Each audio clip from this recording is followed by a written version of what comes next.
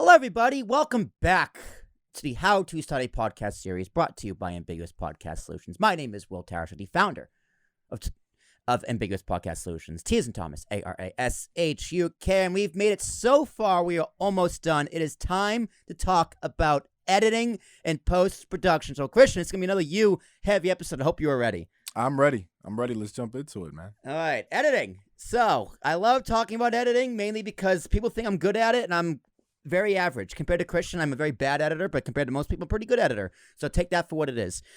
Do I need editing? You as a podcaster, do you need editing? Now, a big theme to this podcast has been either it's personal or professional. If it's personal, maybe. If it's professional, most definitely. If you're doing a professional podcast for your business, you're going to want to pay for editing. Either do it yourself or pay a staff member to do it or pay someone like myself or Christian to do it. But do I need editing? I think it depends on what kind of podcast you have. So, for example, if you have a solo show, it's about 30 minutes long, and it's just kind of you, just long-winded, there's not much to edit there, right? If you make mistakes while recording, you can just cut those out and make it sound a little more fluid. But that's just light editing you can just learn and do by yourself on the free softwares like we mentioned in our previous episode. If you can also throw some effects racks on, some minor edits, adding an intro and an outro.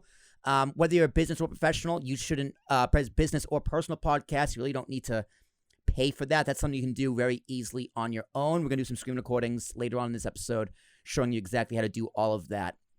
But if you have an interview and you have a guest and it's recorded on a single track, then realistically, there's not much that can be done.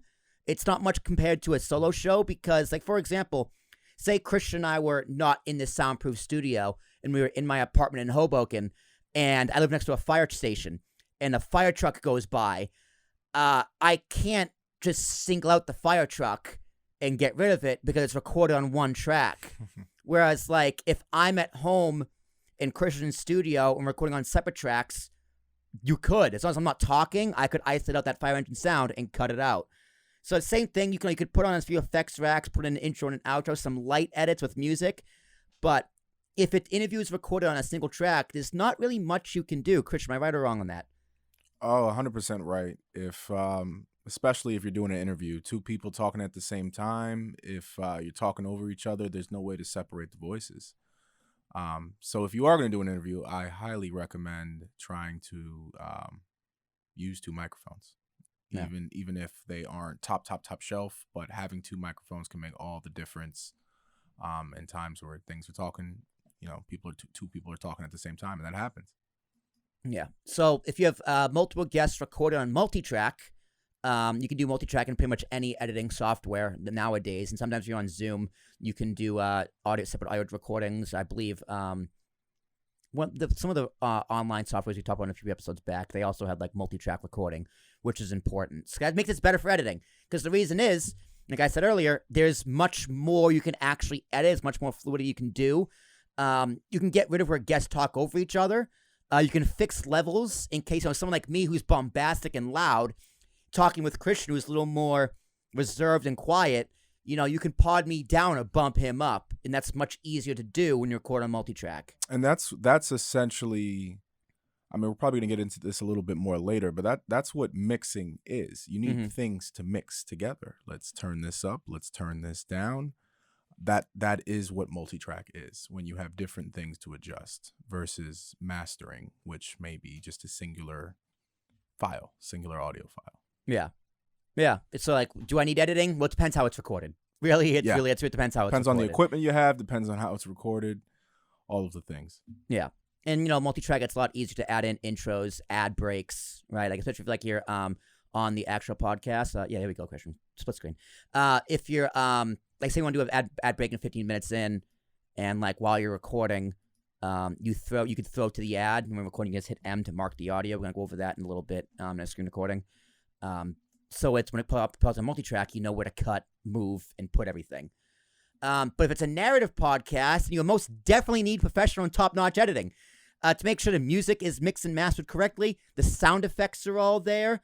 So if you're doing a narrative podcast, whether it's for personal reasons or a professional reason, you're definitely going to need editing. Either learn it yourself or just pay the big bucks and have someone do that for you, because that's going to take a big project. But overall, editing depends on the production and scale of your podcast. Do not overthink editing or lack of editing. Or don't overthink your editing, or don't think that lacks of editing make your podcast bad. Very tongue-tied, but you know what I mean. It can always start out good enough and then turn into fantastic. So if you're just starting a podcast, you just want to do light edits or no edits and kind of learn your way, ease your way in, you can totally do that. Editing, for the most part, is pretty optional unless you make a huge mistake. You either got to start over or just whatever. So if you do make a mistake, because mistakes do happen while you're recording, this can be true for a solo show, interview show, any kind of show. There's two ways to go about doing this when you make a mistake. The first is you just take a pause. You just take a beat. So me, I talk fast and I mumble. Or if I can't get my thoughts clear, I'll just go, okay, hold on. And then I'll try again. So I do that beat, that a few second beat, because in recording, it's going to be a blank space. So an editor is going to know that something is wrong. Because if you just kind of give them an audio file and they got to listen to it, if they don't see it or they don't kind of recognize it, it just makes the editor's job easier to know where the mistakes are. And they say a blank spot in recording, that's the first place they're going to go to see what happened, and they're going to fix it. It's also easier to see it when you're editing notes for yourself for an editor. So like as an editor, I like good notes. A client I had this past year, she gave me excellent notes on where to edit, and with time codes. So if you're going back to your podcast, you see that blank space, you know to make notes for your editor. And the ums and uhs. Should I edit out my ums and uhs? I mean, you can. It makes it sound a little cleaner. It maybe even cut down the time for a few minutes. Like if you have a time crunch podcast and you want to be a clear, concise 15 minutes, getting rid of ums, uhs, and oohs or whatever, just other random sounds your mouth makes when you talk, that can cut it down. But I don't think ums and uhs are necessarily a bad thing. Normal part of conversation. Yeah, everyone says and like in everyday conversation. If anything, it makes you more relatable. And remember, the P stands for personal. But if you want them removed, an editor won't be like, no, I'm not going to do that. It can be a little annoying as an editor, but I mean, I can't see anyone not doing it. Some people offer editing services as only getting rid of ums and uhs, which me is a sign of they're not a good editor and they don't really know what they're doing. So just keep that in mind. Christian, any other notes on editing in terms of making mistakes, how to make that easier for your life as an editor, ums and uhs, anything of the sort? I mean, I think so far, I think you hit the nail on the head. Yeah. I think ums and uhs are excessive, and I think as a result, if you do try to edit them out, the clips are going to be choppy. Now, if that's what you're going for, then, some YouTube shows and things like that are, they skip ahead and it has a certain humorous effect. But I hate jump cuts. Personally, I'm not a fan of chop cuts. Yeah, I despise jump cuts. I do watch some content that has jump cuts, but it's just like no one talks like this. It's annoying. It drives me crazy.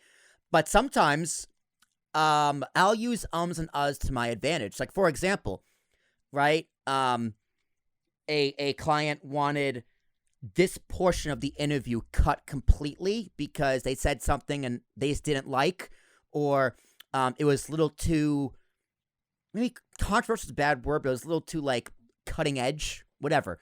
For whatever reason, she wanted that 5 minutes interview cut. Now, that jump is going to be noticeable because you're talking about one thing and it's always about something else. Now, I will take an or an from 5 minutes later in the audio, copy and paste it, and put it back into that transition because an is kind of a natural transition. So it got rid of that jump. It got rid of that cut. It got rid of that something an editor would actually notice. Like, I listen to podcasts, I can tell what some cuts are. It's just like, oh, yep, they edited there. I can hear it. Most people can't hear it, but I can hear it because I'm an editor. So yeah, sometimes ums and uhs can be used to your advantage. And if you're cutting out portions of podcasts, you want to make it sound fluid, like there isn't a cut. And sometimes an extra pause, an or an can help you out there. Definitely. All right, mixing and mastering. So, Christian, you as an editor, what is the difference between mixing and mastering? So mixing is going to be when you have different elements, separate elements. In music, that would be, piano, a voice. You mix these things against each other to make them fit into an overall mix. Mixing ingredients, you're making a recipe. That's what mixing is. You need to have different ingredients, different elements, different parts. Mastering, and in the case of podcasting, mixing would be, mixing vocals. Sometimes you might have, two people on the show, and you need to make their vocals similar volume, things like this, or there's maybe music in the background as well. Yeah. This is mixing, taking these elements, relatively mixing them towards each other to get a certain result. Mastering is going to be when you have one file with everything embedded. Meaning if there was a podcast sent to me, there's 3 people on the podcast, I just have the one file, the one waveform. I can't turn up this person's voice. I can't turn down this person's voice. Mm-hmm. If there's music, as you said earlier, there's a fire truck, there's nothing I can do because it's one file. The volume knob turns everything up, it turns everything down. That is what a mastering job entails, meaning taking that one thing and manipulating it the best you can, whether that's with EQ or compression or a whole lot of different effects and processing that you can do to one file, if that makes sense. Yes. Like, so if you're on a multi-track, right, that would be mixing because it's multiple files on one, right? Yes. So you got the different faders. You can manipulate each element by itself. You can mute it. You can solo it. Right. That's mixing. But if you take that multi-track and you kind of focus in on one, so like there's you, like this multi-track, there's you, me, and then like our intro and outro music. That's the 3 tracks. Right. So if you want to focus in on just your audio while you're mixing, would that then be also considered mastering? It's like so what is it called when you're editing just one solo track if it's not just all the mixing together? It's just called editing? We typically call that mixing and solo. Mixing and solo. Which is okay. It's called prepping. I'm not gonna get too far into it, but as a sound engineer, you don't want to. They say do not mix in solo, because you can make something sound good by itself, but will it sound good to the thing? Will it sound? Will it sound good together? Good together. Well, I think that's more true with music. It's definitely very true with music. With vocals, it doesn't so much apply. Yeah. But I would still call that mixing. Okay. I mean, someone could argue like, oh, you're mastering the voice, But this is where it is applicable. If you're mastering your one voice in solo, not even listening to the other person in the podcast or in the interview, how do you know when you're done it's not going to be extremely louder than the other one? Or extremely lower. At some point, you have to listen to things together, and that's what mixing is. Yeah. All right. Cool. So I'm gonna give an example of how I edit my show. I'm gonna pretty much explain what I do, how I do it, and then I'm gonna throw to a actual video recording of me physically doing it and walking you through it. So this is for my podcast, the Kings of the Rings podcast. I edit all my audio in Adobe Audition. And I record the audio in Adobe Audition, so it's recorded on 4 tracks. The first track is a master version, which is the following 3 tracks all on one track. So it's all the different channels mushed into one as one file. And then underneath that is just my audio. Underneath that is my guest's audio, my co-host's audio, which in this case would be King Ricky and K Murphy, because they're over Skype, so I can't separate their audios, which is a little annoying, but it is what it is. And then the 4th one is my music or my sound bites. So on my mixer, I have 8 buttons I can push that can give to different sound bites, music, or whatever, and it's up to 64. But that's all on one track. So first thing I do is I go to one individual file. So I'll start on mine, just my audio. I'll put on something in Adobe Audition called the Podcast Voice Effects Rack. And that does the following things to your audio. It adds a denoiser. It adds a speech volume limiter. It adds dynamic processing, parametric equalizer, and a hard limiter. So that adds all those effects. But I turn off dynamic processing and parametric equalizer because I think it sounds better with those off than opposed to all 5 of the all 4, 2, 4, 5 of them on. And I do that for my audio. I do that for the guest's audio, and then for the actual music audio, I will normalize it. So normalization, what that does is make all of your audio, the volume, pretty much the same throughout the track. Chris, is that correct? No, that's a good way to describe normalization. It brings the volume up to kind of a standard level without making it distort. Right. So it'll bring it up as high at each part as high as it can. Right. Mm-hmm. Okay. So I do that, and then after the podcast effect rack is put on my individual audios, I will then again normalize it. So each piece of audio, individual, it's in the multi-track, and when I edit it in solo, it edits in multi-track. And since it's affecting the whole track, it affects the whole track in multi-track. So they have to save the same effects, and they have the same normalization, as well as the audio, and then I'll go in and lower the volume on the music, so it's as like a music bed, and then I'll go and raise it again at the ends, which I'll show you in the recording.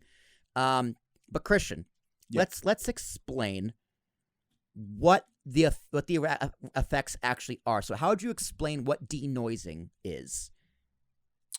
So a denoiser, without getting too scientific, what it does is it has a noise detector, and it kind of has a standard profile in it of what noise might sound like. It doesn't know what the noise sounds like, but usually in these plugins, you can tell it learn. There's like a learn button.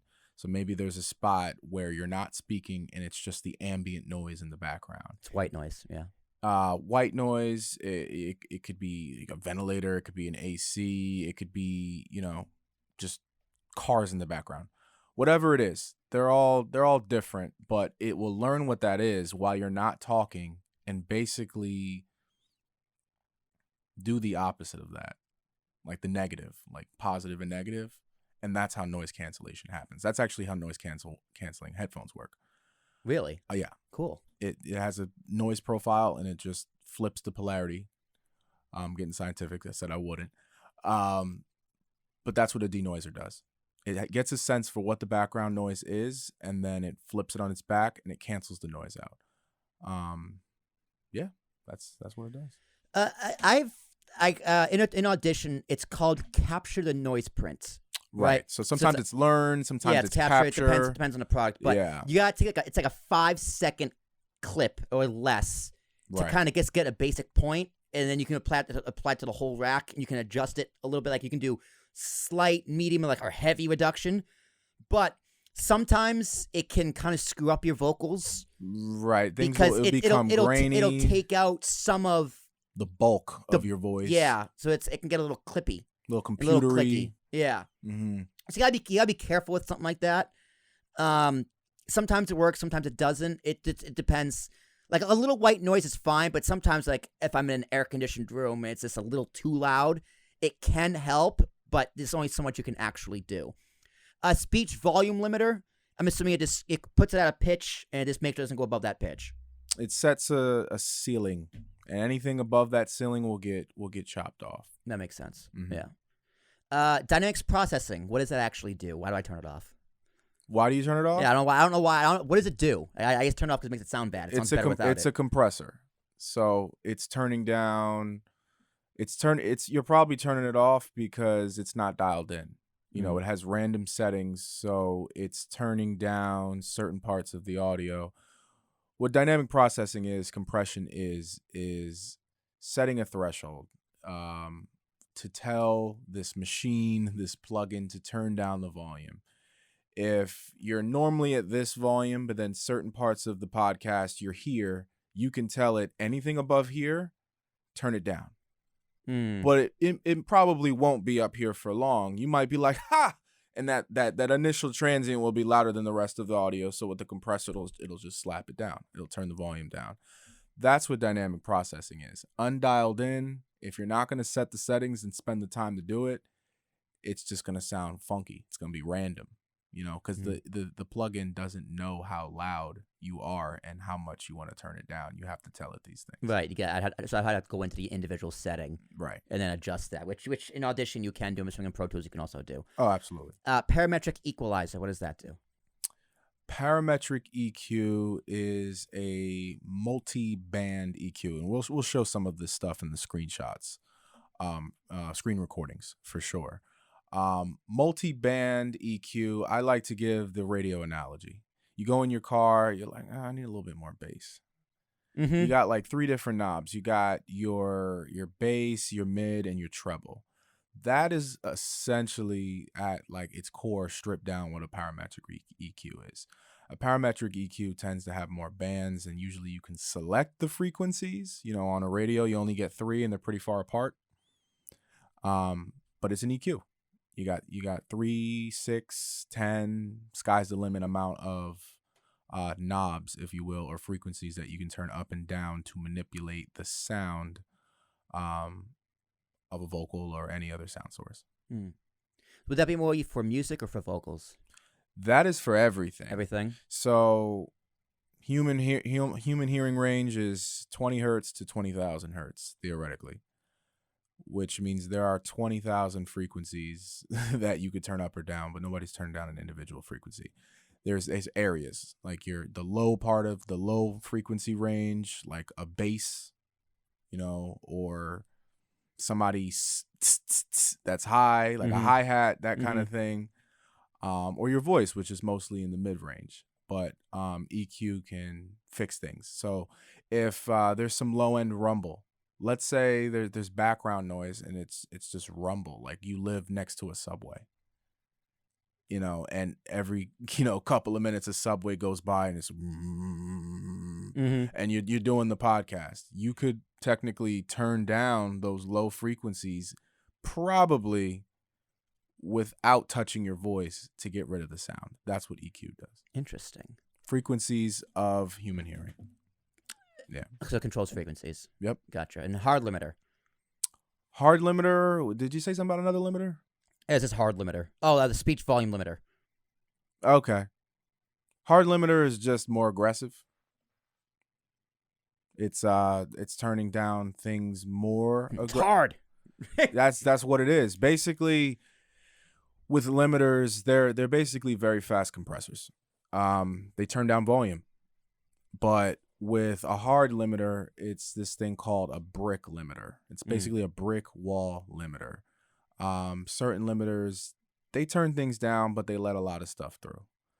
A brick wall limiter or a hard limiter, nothing's getting through that ceiling. It's just chopped off.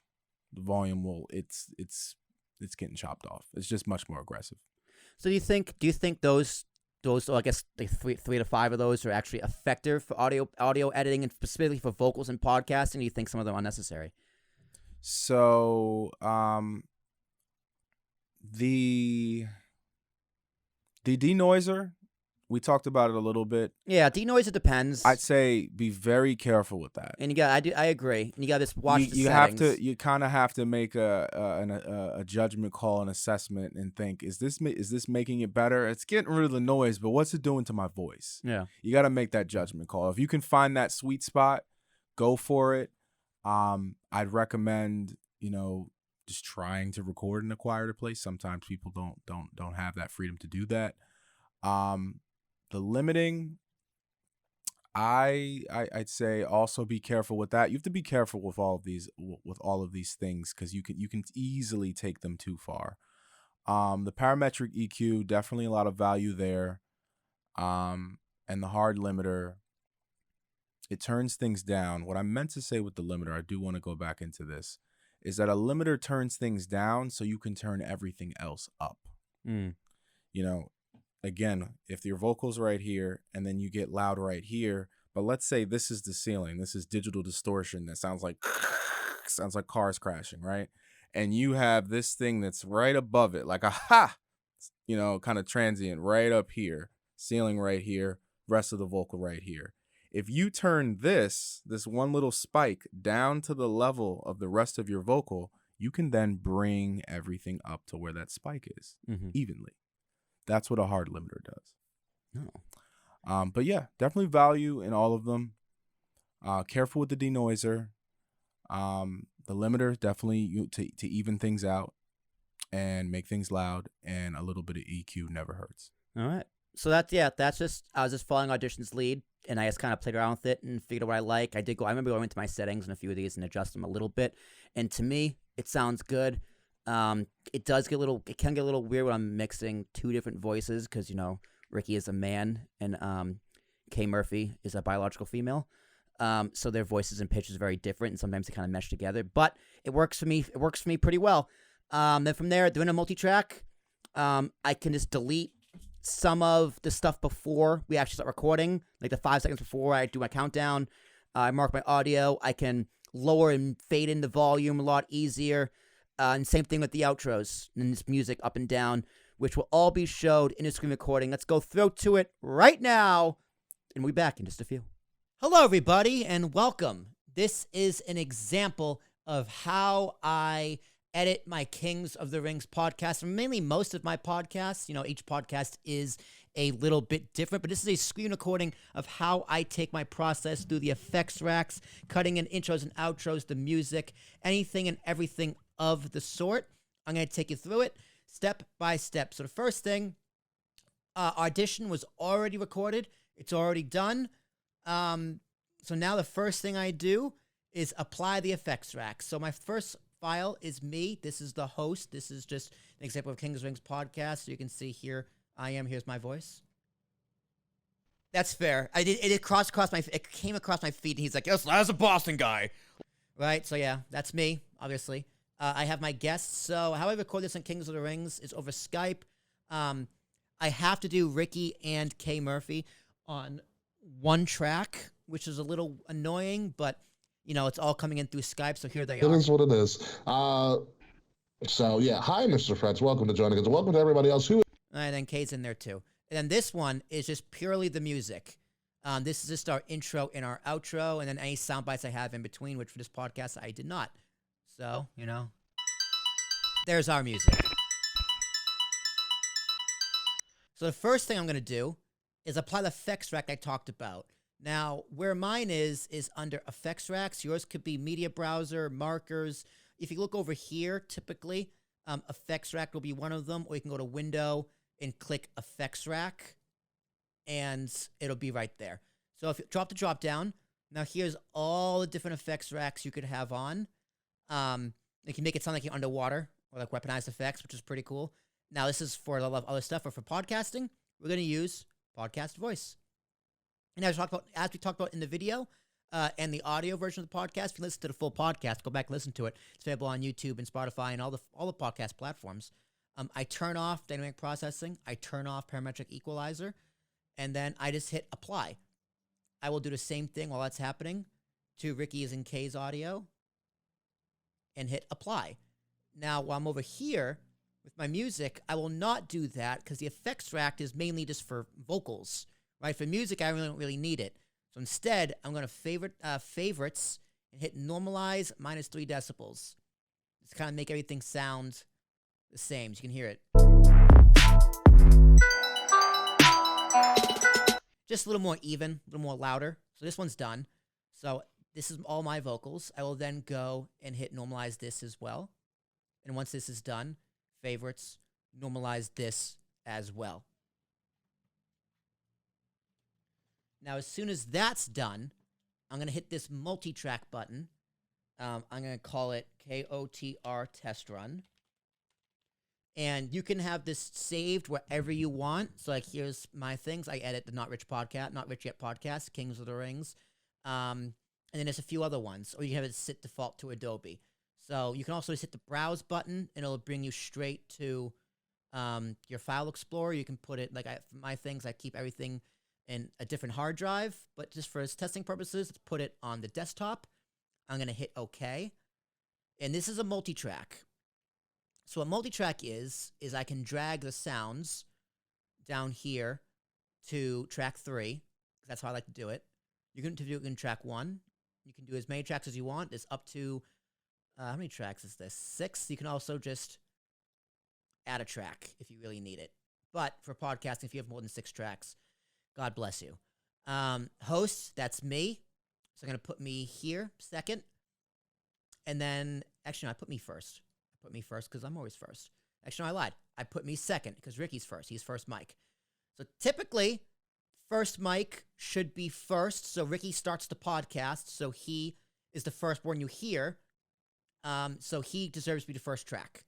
And any effects rack you apply here. So say I come here and I want to lower the volume. I lower it to super low. See how it's editing? If I go here, look, my audio is now super low. And if I go back here and I undo it, Control Z, go back here, and boom, the audio is back to where it was. So, anything before this is just kind of junk time. So, that was Ricky in our pre-show. So I'm going to get rid of all of that. Start up to here when he starts talking. You know, here's me giving my count in. I can get rid of all that. All this blank space, I can just get rid of all of that. And from here, I'm going to want to move it over to the beginning. So if I export, that blank space is still going to be there. And if you go back here, you can see that the it didn't get deleted from here. So it's still in here. 5, 4, 3. So anything you edit here will not be edited in here. But vice versa, if you cut this out, let's say I cut this out. Do you say this will be in multi-check sections? It's pretty much saying if you get rid of it here, it's going to get rid of it there. So, no. So, you're going to, here, I'm going to fade it out. So, here's the soundbar. So, I can get a general sense of it, right? Ricky starts talking there. So, the music's playing. I'm going to want to fade it out around here. So, this is a fade down. This is your audio, your levels, your volume. And these are keyframes. So, you click the line, you get a bunch of keyframes. And I can go like this. I can add another one and go like this. Now, the more you have, typically more confusing it gets. So let me get rid of all those. I only really need these 3. So let's just play it.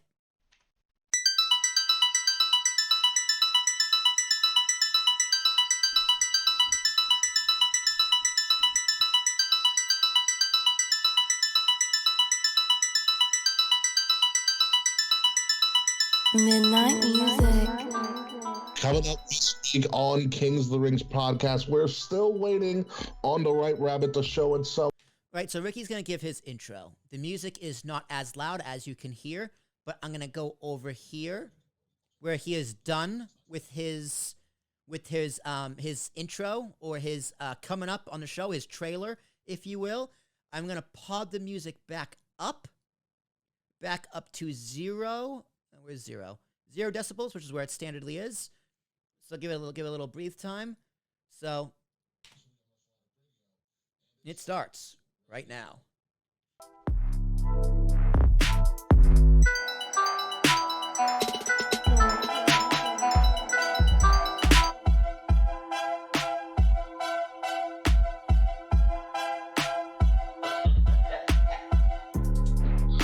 I'm so glad Aaron just broke that fucking fake record, so now we can move on. Yeah, we can finally. Did you see Portnoy kind of go off on it?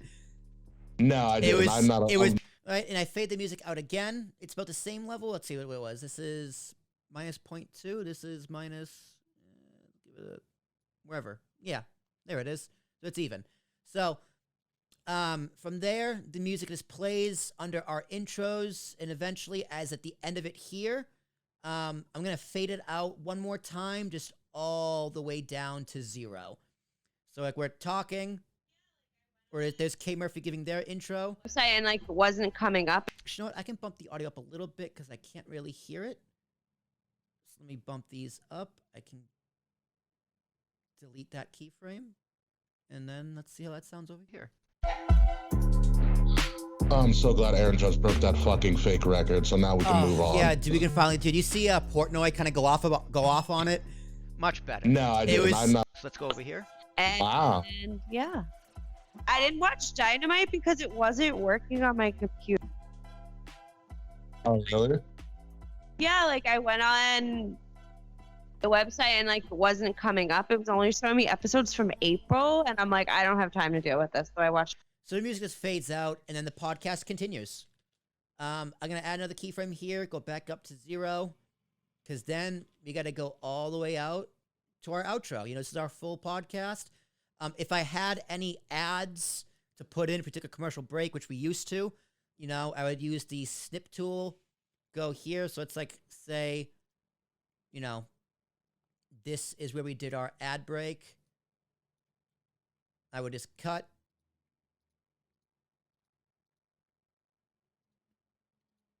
Delete, delete, delete, delete.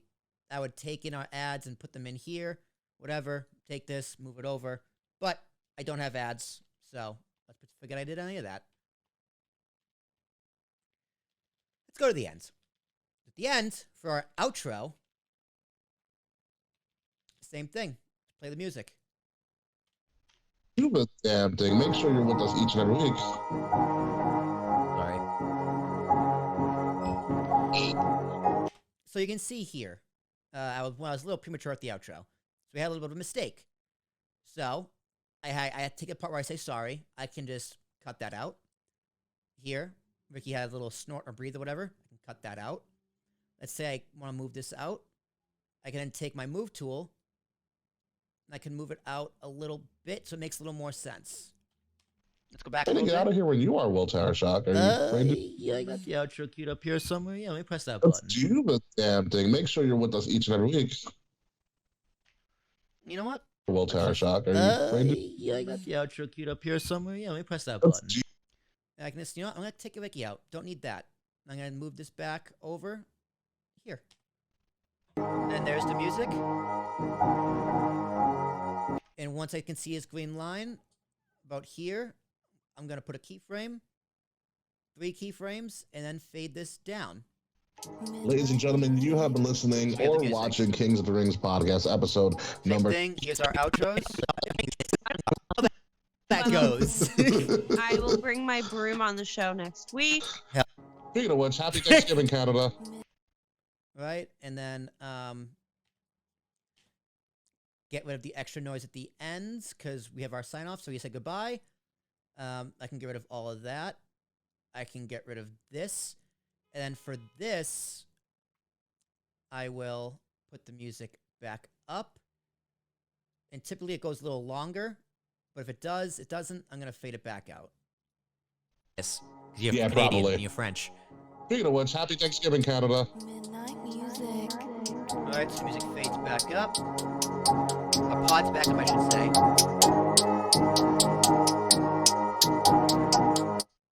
And then I fade it back out.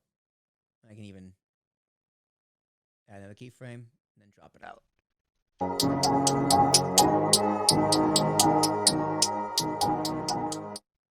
And that's it. That's the podcast.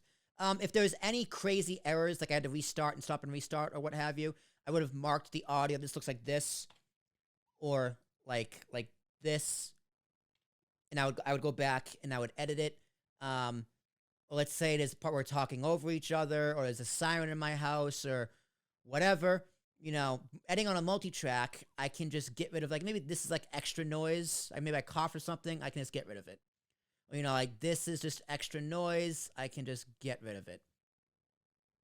And from there, the podcast is finished. You make sure I get my marker tool, click out of all the audio, hit File, Export, Multi-track Mixdown, Entire Session. So now, this is the test run. I can hit Browse, and I can save it to, it's like this is, for example, I was editing this actual episode of the podcast, for example. So it's going to bring me to the last thing you saved as. Let's go back to our desktop, or if you want to save it, do test run, Mixdown, just hit OK. Make sure it is MP3. Hit OK. It's going to export.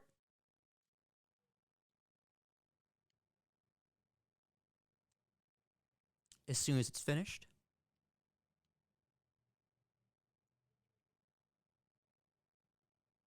And then here it is. Here's your full file. You can give it a listen. Night music.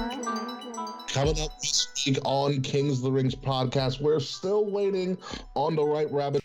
So you can see the music for the intro fades down. At the show And here it itself. is. So until then, we might as well get a little extreme. We preview what is arguably the most extreme. Here's where it comes back up. The transition. I'm so glad Aaron just broke that fucking fake record. So now we can move on. Yeah, we can finally. Did you see Portnoy kind of go off on it? All right, that's it. Give it one more normalize.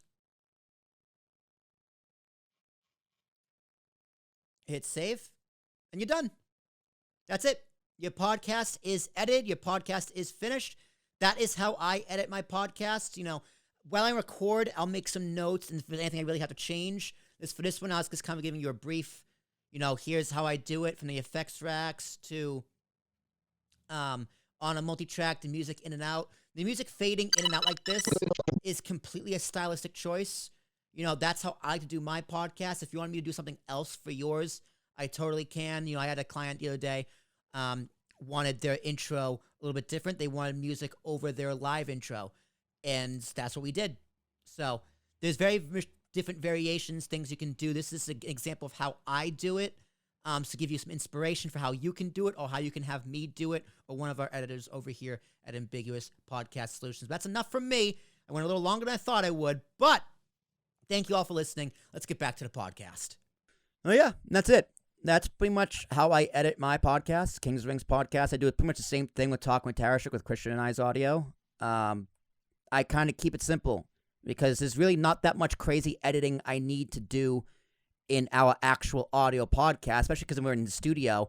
You know, it already sounds great because this system is set up to record in high quality, so there's not much need for an editor. Right? I mean, Christian, realistically, how much editing do I really need to do with these recordings?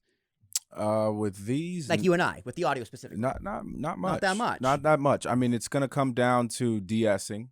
Mhm. Those S's. You don't really notice it, but once you get rid of them, you're like, oh, that's a little bit better. You know, S is really sensitive.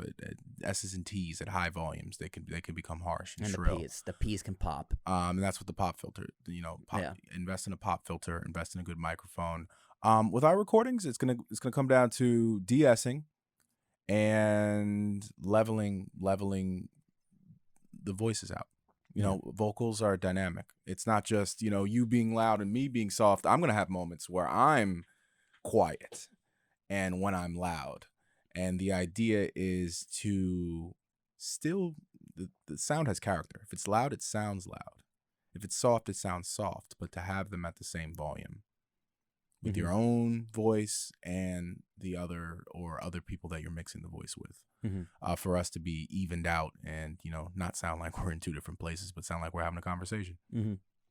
Yep. Yeah, but not much. And there is that is just what I do from the most basic editing on my end. Now, if you want me to do it for your podcast, I can. No, you can just do it yourself if you have Audition. But also, like I said, another program, or another program. Someone. Like some people like their like notes. Like they like to cut down for time. They want to make a 45-minute podcast, a 30-minute podcast. If you give me notes, you know, I can do that. That's really just putting it on multi-track, cutting out sections, and reorganizing it to make it sound fluid. Fades. Yeah, fades. I mean, that takes a little more skill. Fading in, fading out, crossfades. You know, I can do that. A big thing is just, you know, for the Kings of the Rings, their intros are recorded while we're there.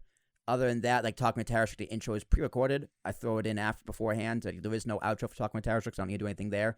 Like other podcasts, another one I edit, Talking Toastmasters with Angela Nuss. I edit in the ads and the intro and the music, but everything else is recorded and edited by a different editor with the actual individual tracks. So there's a lot of different things you can actually do with editing. A lot of pieces, it's, you know, it's figured out how to pay for someone to do it. Christian, what's your process? Do you edit you edit podcasts too? You've been working on Jared's. Yeah. But that was edited by me years ago. So is anyone else you kind of record and do from scratch here? What's your process like? So, as you said, it starts with the microphone. Starts with the pop filter. The best advice I could give, anybody who's doing it themselves, get a good microphone, get a decent microphone, get a pop filter. It is essential, especially if you're dealing with a condenser microphone. These microphones are dynamic. Yeah, condensers are USB. Where you could scream into these things. These things are designed to be in front of guitar amps. I'm just kidding. They're designed to be in front of guitar amps. They require a lot of sound pressure to really rattle them. Condensers, they will pick up, you breathing. So get a pop filter, get a good microphone. Focus on getting a good level. You don't, contrary to popular belief, people used to think, a lot of people still think, people that are new to recording, that you want to get the loudest sound possible. Nope. No. We live in the world of digital. You can always make it louder. But once it's distorted, the damage is done. Yeah, if you're overmodulated, forget about it. If it's in the red, it's not going to sound great. Actually, let me ask you. Yeah. Because what I was taught, what I kind of like, that when I'm recording, you don't want your levels to be consistently in the red. You want them to be pretty much consistently at the top of green or into yellow. I say... And if every now and then it touches red, that's okay. It depends on what part of the red. Is it red because it's approaching the danger zone, or is it fully into the danger zone? It never goes full blast red. It just the tip of red. Right. So to me that's like an audio engineer's nightmare. It's like, oh my God, turn it down. That's scary territory. So you never want red. You really want to be 50% up the meter at your loudest. Mm. You want to be yellow at your loudest, and that's a worst case scenario. I mean, there's nothing happening to yellow as long as it's not in digital. The ceiling is 0. That's 0.1 plus 0.1. That's red. That's red. That's distortion. 0. It's at the top, but it's not really. It's not distorting yet. I don't know. I kind of like my audio in the yellow. Because green, I know you can make it louder, but green, it just sounds too low to me. Well, you could just turn up your headphones. That too. Turn up your headphones. Once the damage is done, it can't be fully undone. Yeah, if you can do things to disguise it, but old adage, garbage in, garbage out. Once it's damaged, it's damaged. But having a decent microphone, having a pop filter, having mic placement. Don't record like this. Yeah. Don't do that. Yeah, because you can even hear it in your voice right now. It sounds weird. Yeah, you sound a little distant. Yeah, and off-axis, weird things. Sound is science, guys. Weird things happen. Yeah, standard. You want to be about a fist away from the microphone. About a fist. Or if you're loud, you can do like the too cool. About a fist away. Yeah. That's my rule of thumb. And when you have a pop filter in front of you, that helps because the pop filter isn't all the way on the microphone. Yeah. But that's just setup, mic placement, decent microphone, minding your levels. From there, it's the first thing I do is DS. I want to get rid of those S's and T's. And what is that process like? Do you have to find an area where it's or you can just go to effects racks and apply it to the whole audio clip? So there are a lot of presets because the human voice is the human voice, and people have been doing this forever. And there's ranges. So I mentioned human hearings from 20 hertz to 20,000 hertz. Yeah, DSR is a favorite on Audition. S's are usually in the 3 to 8K range, kind of depending on whose voice is it. Is it a woman? Is it a man? You kind of got to find the kind of, for that person's voice, you got to narrow in on where it is. It doesn't take forever. You shouldn't spend more than 5-10 minutes messing with a de-esser. You can find the frequency range, find where those S's and T's are the most pronounced. And what a de-esser does is another form of compression, except it's only focusing on the S's and the T's. Mm-hmm. And it's turning those down whenever they get loud. And you dial in how much you want to turn it down. Because if you turn it down too much, it's going to sound like you're talking like this. There's going to be no S's. But that's the first thing that I do is de-essing. Then I don't like to, if I'm in a pinch, I'll use a limiter. Because the thing with turning things down is that you can hear them being turned down. Mm-hmm. There's attack and release. How fast is it being turned down? How fast is it being turned up? It has to sound natural. I like to adjust the individual region. So like, let's say there's a phrase that got loud. I will turn down that phrase because it once you hear it, it happened. There wasn't any turning down, coming back up. You can hear these things if they're not done properly. So I like to just cut things up if there's loud parts and just turn them down a little bit. But listen, always listen. You know, it looking the same doesn't mean it sounds the same. Right. And from there, I'll throw a little bit of EQ on, depending on, you know, how much work it needs. I always usually roll off some low frequencies. Just don't need them. Your voice isn't living there. And then from there, I'll throw in a limiter and I'll turn everything up. That's essentially the process if we have a decently recorded recording. Okay. Yeah. All right. So without further ado, let's go to your screen recording and take a look, pretty much breaking all that down again and running through it in Pro Tools. So we'll be back in a few. Christian here with Cube Recording Studios, also known as the man behind the board. So Will has shown his process for getting audio ready on Adobe Audition. We're a pro studio here, so we deal with a lot of different types of audio, including music, podcasts, production. So we need the utmost functionality. So we use Pro Tools. And this process is a little bit more granular. It's not templated, really a needs-based approach to processing the audio, which can get a little bit complicated at times. But there are some universal truths, some things that need to be done that you can do regardless of the DAW, digital audio workstation, that you're using. Keep in mind, if there were any things you needed to edit out, mic bumps, extra recording that you needed to cut, typically that would already be cut out at this point, but we're going to show you how to do that really quickly here in Pro Tools as well. So, little preface there, but let's get started. Here we have some audio from a previous episode that I'll use as an example. We have Will on the top track. Hello, everybody, and welcome for the final time, hopefully. This is the How to Start a Podcast. And myself on the second.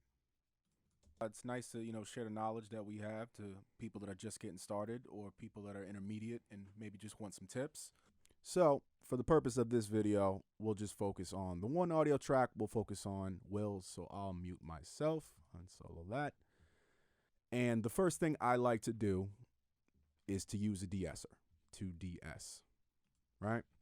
To remove excessive high-end, particularly with S sounds or T sounds, you should be using a pop filter that stops P's, B's, and other plosives, as well as sibilant sounds, but the audio, more often than not, is going to need some additional processing, especially if you're using a condenser mic, which is very sensitive.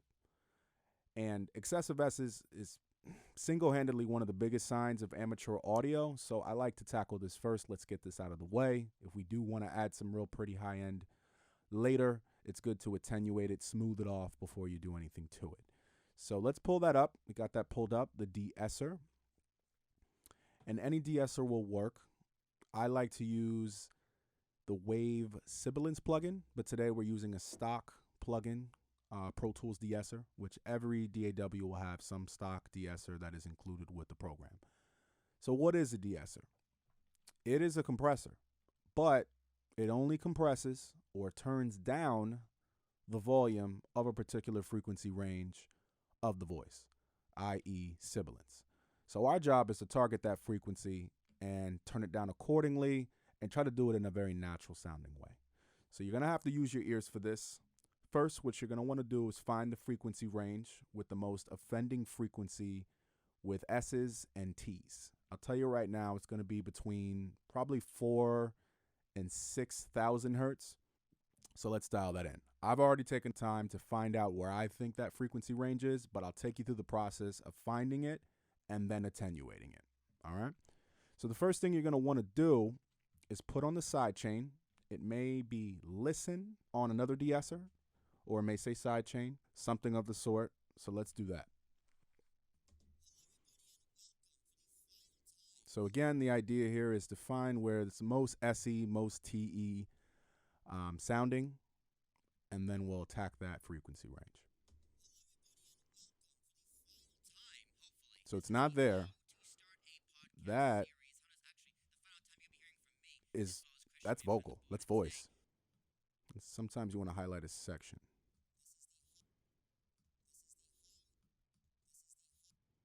So I think it's right. So that's pretty SE to me. Okay, so now that we found that, let's put it back on the regular audio monitoring mode so you hear the vocal. And let's dump the threshold all the way down. This tells the compressor, the de-esser, how far down to reach to attenuate these S's. And the idea is you don't want it to attenuate any of the voice. So you only want it to touch it when an S or a T or sound, air is occurring. That's when you want it to activate. So to do that, what we're going to do is overdo it, go to the extreme, and then dial it back. So let's dump the threshold. Hello, everybody, and welcome for the final time. So that sounds really muffled, right? Let's dial it back. Hello, everybody, and welcome for the final time. Hello, everybody, and welcome for the final time. Okay, it's not doing anything, so let's bring it down. Hello, everybody, and welcome for the final time. Hopefully, this is the How to Start a Podcast series. Now watch the meter here. Hello. It should only be activating when there's an S or a T sound. Hello. Or the hello. Hello, everybody, and welcome for the final time. Hopefully, this is the How to Start a Podcast series. The final time you'll be hearing from me, as well as Christian, man behind the board. And today, we are talking all about distribution. We have told you how to do pre-production for your podcast. We showed you how to... So that's about right, but let's back it off a little bit. Hello, everybody, and welcome for the final time. So now it's not doing the H. So let's see how much attenuation we're getting here. Hello, everybody, and welcome for the final time. Hopefully, this is the How to Start a Podcast series. The final time you'll be hearing from me, as well as Christian, man behind the board. And today, we are talking all about distribution. We have told you how to do pre-production for your podcast. We showed you how to set up your podcast. So this vocal is not really that sibilant, so it's only attenuating about 3 dB. Any more than that, we're going to be eating into the vocal. So I think this is in a pretty good spot, but let's bypass. Hello, everybody, and welcome for the final time. Now let's get that time. So that's without anything. Let's listen to it in context. Hello, everybody, and welcome for the final time. Hopefully. So it's attenuating it. It's smoothing it out a little bit. Let's go a little bit more extreme. Let's go back to 52. Hello, everybody, and welcome for the final time. So it's really smoothing that T out on time. And that's what you want. All right. So now that we have that, we've heard the before and after. Now I like to attenuate excessive low end. All right. I've already gotten the EQ set up, but that's what you're going to want to pull up is an EQ. Any EQ will work. We're going to want to have one that has a low shelf or a low cut, which is also known as a high pass. So I particularly like to use, let me show you the low cut. So this is a low cut. Now what this does, it's going to cut everything that is over here. So it is a little bit more aggressive type of EQ. So for that reason, I like to use a shelf. But let's use the low cut first. Hello, everybody, and welcome for the final time. Hopefully, this is the How to Start a Podcast series. See, it's cutting off everything on this side is getting cut. So what you're going to want to do if you are going to use either of these is that you're not going to really want to touch the fundamental. The fundamental is the lowest part of the voice where it's voice. It's not low end. It's intelligible. It's the voice. Hello, everybody, and welcome for the final time. Hopefully, so that's about right here. A podcast series. We don't really see. It's really just low end right here. It's not much happening. See the peak of this little mountain right here. Distribution. We have told you how to so do I'm gonna pre-production for your podcast. for this we low showed you how to cut. set up your podcast, all the equipment. I'm how gonna to make it a record, little bit more steep. Hello, everybody, and welcome for the final time. Hopefully, this is the how. And let's hear what that sounds like. Let's bypass it. Hello, everybody, and welcome for the final time. All right, now let's put it back, activate it. Hello, everybody, and welcome for. See how it sounds a little bit brighter just by cutting some of the low? You would think that you would need to boost the high, but sometimes just taking away of something that you don't want reveals and only leaves some more of the high and mid-range frequencies. So that is doing that with a low cut. Let's disable the low cut and let's activate the low shelf. Hello, everybody, and welcome for the final time. Hopefully, this is the how to start a podcast series. How does actually the final time you'll be hearing from me as well as Christian Man behind the board. And today, I like using a shelf because it doesn't cut everything. You just attenuate it like a shelf. You put it down. It's shaped like a shelf. It's turning it down by -6, -7. All right. So that's how I do it. And this one, we're going to stick with the low cut. I didn't mind what it did there. Okay. Next, let's talk about dynamic processing and evenness in an audio track. The human voice is very dynamic, meaning it can be quiet and then loud in a split second, right? And in this context, we're dealing with podcasts where conversations take place, so there isn't an insane need to have the audio as consistent as a lead vocal in a song where there's tons of instruments and tons of things happening, and you need this thing that you want up front to be consistent. That's how you achieve that upfrontness. Not the case. We're dealing with voices. People are quiet, then they're loud, and then they laugh, and all of these things happen. So it doesn't need to be super consistent. However, there are moments when people get too loud, like I said, when they laugh, bump into something. Let's talk about what we do in those instances. So I like to try to get the audio as even as possible. So if I have to use a compressor, the compression is very minimal, it's transparent, and it's virtually unnoticeable. So I've taken the time to even this vocal out just a little bit, zoom out a little bit. So this is what it looked like before. See how much louder this section is? Now, I'm not saying only use your eyes and look at these peaks, this thing's super, super high, so much taller than this section over here, but it is a guide. So let's go back to the way I had it. Now things are a little bit closer and at least visual volume, but I also have listened to it to make sure that it sounds natural. Now to do these cuts, you're going to hit Apple or Command E. That is the key command. Not sure what the key command is on your DAW, but there is a key command, or maybe you have a slicer tool, something of the sort. And we don't need this anyway, this thing in the beginning. 3, 2, 1. So we don't need that. So we'll delete that anyway.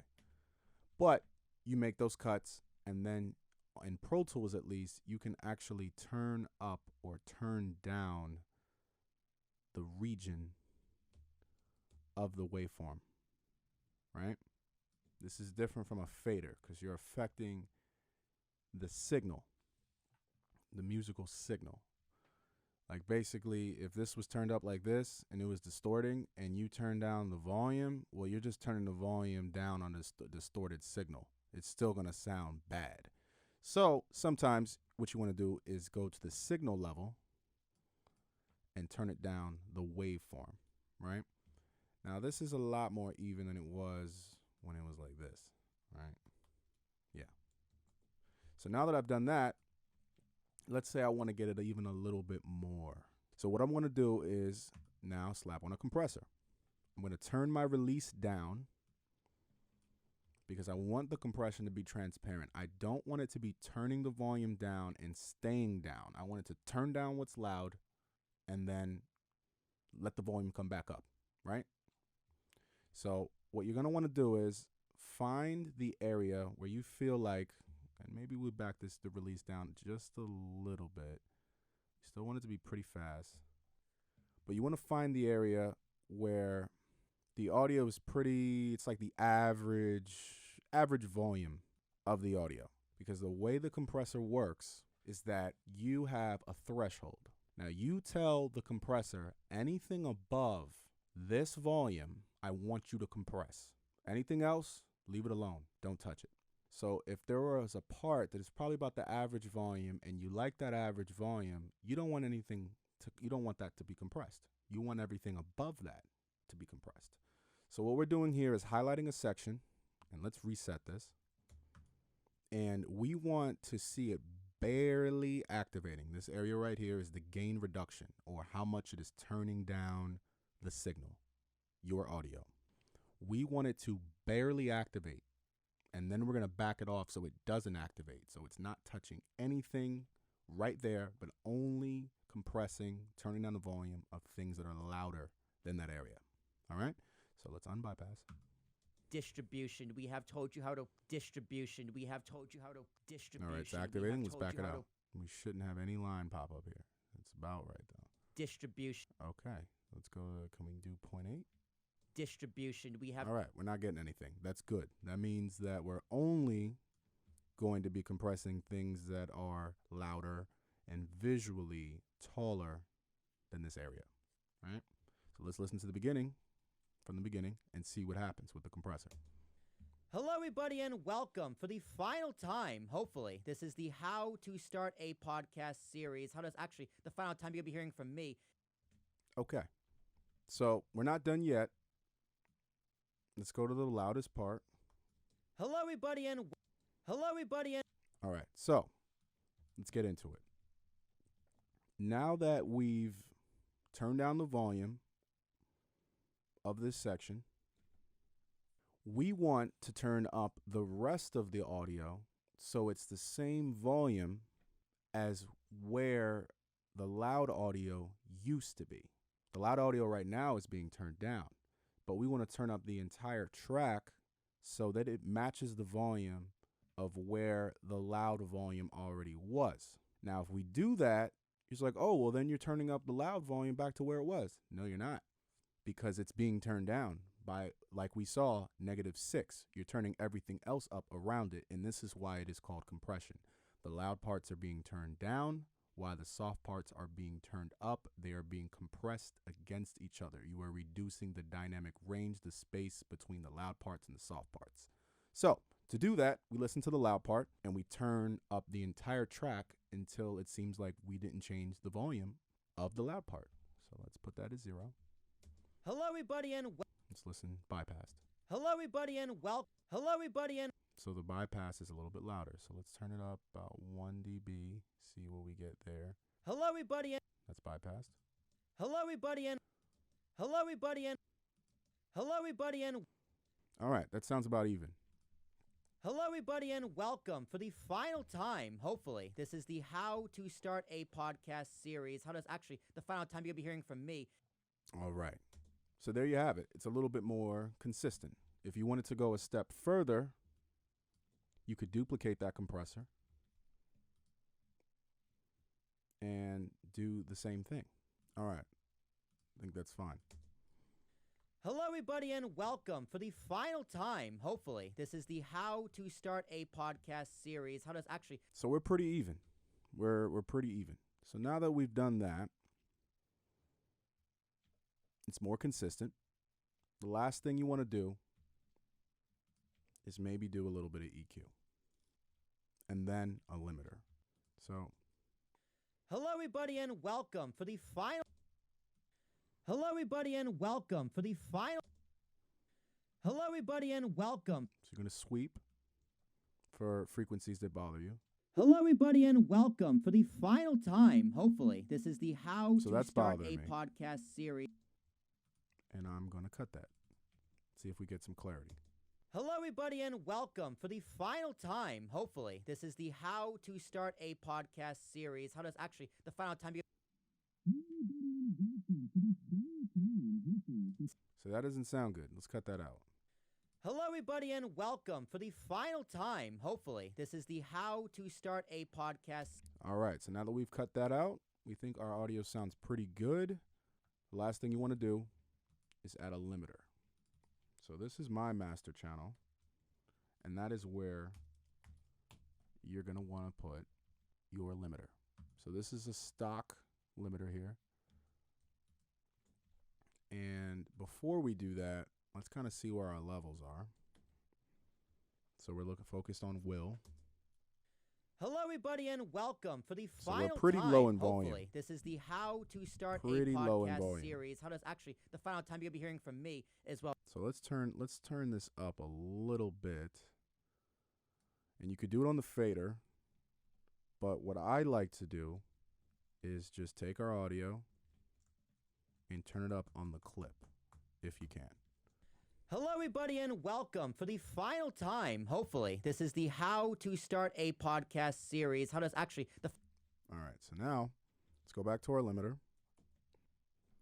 And if you are distributing your podcast as an MP3, which more than likely you are, you're going to want to set the ceiling to -0.2. Anything else, like a wave, you can do -0.1. Turn the release all the way down. You want this to be as transparent as possible. Leave the other settings exactly as they are. And you're going to want to turn the threshold down until you're getting a pretty good volume around 0 at the loudest parts on your master channel. And this is my master channel. So let's do that. Hello, everybody, and welcome for the final time. Hopefully, this is the How to Start a Podcast series. How does actually the final time you'll be hearing from me as well as Christian, man behind the board. And today we are talking all about distribution. We have told you how to do pre-production for your podcast. We showed you how to set up your podcast, all the equipment, how to record, how to. So there you have it. Once you have the limiter set, that is the last piece of the puzzle. And then to export, what you're going to want to do is always export from the beginning. If you have things in the beginning. So highlight, I'm going to do from the beginning. Maybe there's intro music here or something before you start speaking. Go to File, Bounce Mix. This window pops up. MP3 if you're distributing a podcast. Mono, summed if it's just voices, just vocals, no music. If you do have music, you're going to want to put this in interleaved or stereo. 44 if it's just audio.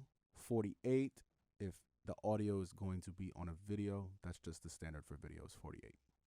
Session folder, that's where I have it by default. Or you can click directory and click choose a location. You can leave that offline and then you can hit bounce. That's it. Thanks for watching. All right. So those are two different schools of thought for editors. Christian's a little more intricate than mine because, like I said in the Topish podcast, he's a better editor than me. I taught myself. I pretty much learned myself through audition. You know, I just didn't have time to get into the nitty gritty like Christian does or can do. I just like, listen, if apply it to the whole rack, and if it sounds good, it sounds good. Because a lot of podcasting, you know, it doesn't need to be crazy professional. It just needs to be listenable and out there to the public. But now we're going to start talking about editing video. Editing video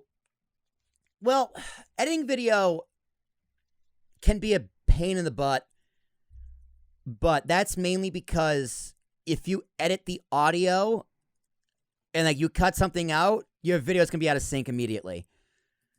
Like that can be the biggest problem with editing video is, you know, you got to kind of use the raw audio because it needs to sync up. So, like, if you're getting out of Umms and Uhhs, you can't do that in the video because it's going to be jump cuts. So, you're kind of screwed. Or, like, if you make a mistake and you got cut out a whole section and you got to reset, you know, you might just have a jump cut. Something you can do about it. It is what it is. But for all of our videos, talking about Tarashuk videos, and even this video, this is all 100% edited by me. All the lower thirds done by me. And pretty much video editing for your podcast can be pretty basic. You know, it's just graphics, lower thirds, cuts back and forth, or whether it's a remote podcast, you know, I have my audio graphics packages. It's like a loopable video, and I do cuts. I do all that in a program called vMix, and I edit it in Premiere. So there's stuff like that you can do for your podcast. Rendering is huge. Pretty much gives. Christian, how do you describe rendering? It's like it pretty much just puts all the loose files where they need to be, and just makes it like if there's an graphics or anything, kind of smooths it out. It's like a buffer for your car. It does that. Basically, what happens is when you're rendering, what you're looking at is usually a low quality preview just to save computer resources. Mm-hmm. You know, if you guys are old enough, think back to 240p YouTube video. Now we're at Charlie bit me. Now we're at 1080p and Yeah, 4 and 5K, 5K, 8K. crazy clear eye like vision like video. But what a video editing software does is it saves computer resources by when you're editing a low quality preview. Yeah. And as you're editing, it renders, or you can render it at the very end. I do it at the very end. At the very end. Like, and that's just red. Because it'll speed up the workflow. If you don't have a supercomputer, you're gonna need to, kind of use the low quality version, which is by default most programs. Yep. Even if you do have a good computer, just to speed things up. Video takes a lot of computer resources. Graphics card, all of these things. I think we talked about that a little bit. But at the end, what it does is it prints all the edits that you did, all the effects that you did, all the fades, whatever you did, graphics, and it prints it to a high quality version. Mm-hmm. Yeah. And you'll see it in my screen recording on Premiere. I do all my edits in Premiere, Adobe Premiere. When I upload something, the bar above the timeline is yellow. That just means it hasn't been rendered. If it's red, it means it needs to be rendered. You Right. can export in yellow. It just might not look as clean. But you cannot export in red. It'll be janky. It'll be clippy. It might not be smooth. So there's certain effects I do. Like if I do color correction on a video, the timeline is going to be red, because it means it needs to be rendered, needs to be cleaned up in a high resolution in order to be exported. So you'll see all that. Rendering can take time. Like as Christian said, specs for your PC. If you're using Premiere, I would recommend at least 8 gigabytes of RAM on your computer, just to make sure it can open and export in decent speed and handle everything you're doing, because Premiere will crash, and it'll crash often if you have anything lower. It might just not work altogether. In terms of a processor, if you're using an Intel, probably like an i5. Most computers nowadays come with the i5 basic. Most computers today, laptops today, probably have a basic 8 gigabyte RAM, maybe 16. My computer has 32.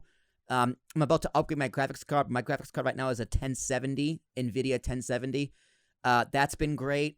I'd probably say anything in a 10 series, if you use NVIDIA, would be fine for editing video. I don't know what that would be in AMD. I don't know what that would be for any other kind of graphics card, but you can just go, like, whatever thing you're buying, you can Google NVIDIA 1070 equivalents and AMD, and it'll tell you. Like, my dad was asking for a new Dell, and like what specs to get. So I was like, send me a link to whatever you're doing, and it was like a weird graphics card because it's based on a laptop, doesn't get smaller. So I Googled it. Oh, what is this equivalent to? Oh, okay, it's equivalent to like a 960, whatever. And I was like, yeah, that should be fine. And that's a basic laptop for my dad. So make sure, like I think Adobe would have like recommended specs for for Premiere or After Effects. Just if you're gonna do your own video editing, just make sure you have a computer that can do it.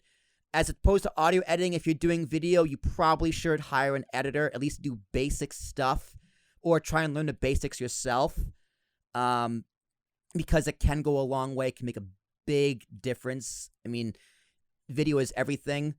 Premiere can also export in, 9:16, which is like the phone ratio, Christian? Yes. Because typical aspect ratios are 16:9. 16:9, or square, like Instagram square. Yeah. Which is just like 1 by 1. 16:9, 9:16 would be taking that movie, turning it Inverted. It's yeah. it's a smartphone now. Yeah. So a typical 16:9 is like 1920 by 1080, which is just HD. And 69 is the reverse. Is 1080 by 1920. Yeah. So I'm gonna throw to another video, screen recording. It's gonna be me like going through Premiere, importing audio and video. I'm gonna show you how I sync audio and like the final version of the podcast that's recorded here. I swap that out with the video, because right now our video is being recorded like OBS. It's recorded on vMix. I'll take the audio we're talking into the microphones and edit an Audition, and sync it up. I'll show you how to do that. adding graphics. I'll go into full detail on framing the graphics, the size of the graphics, the positioning, the colors, the fonts, etc. How to transition in and out of graphics between fades, whether it's in After Effects or it's in Premiere. Timing, how long you should keep them up. Screen recording of adding different graphics. So like my lower third, my name. If it's an hour podcast, I'll do every 15 minutes. I'll explain why I do that. Banner lower thirds, where to put those for our Unknown Unnamed Nonsense edition.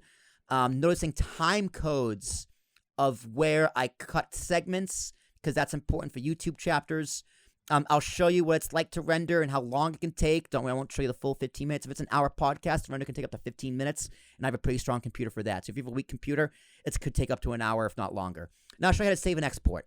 So all that, and then we'll be right back to talk about one more clip, throw another clip, and then we'll go on home. So if you're listening to just the audio, go to YouTube and subscribe and watch the video, because I can't show you video on an audio podcast. So yeah, we'll be right back. Hello, everybody, and welcome. My name is Will Tarashuk, the founder of Ambiguous Podcast Solutions. If you're listening to the full podcast, thank you for taking the time to take away from this cutaway. And if you're listening to the clip, thank you for watching that too. Make sure you like, share, subscribe, and listen to the full podcast for the full tutorials on everything we do at Ambiguous Podcast Solutions. Today, I'm going to show you all about video editing, syncing audio, using graphics, all that fun stuff. So let's start by opening Premiere.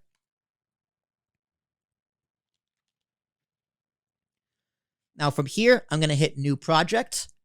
I'm going to call it Premiere APS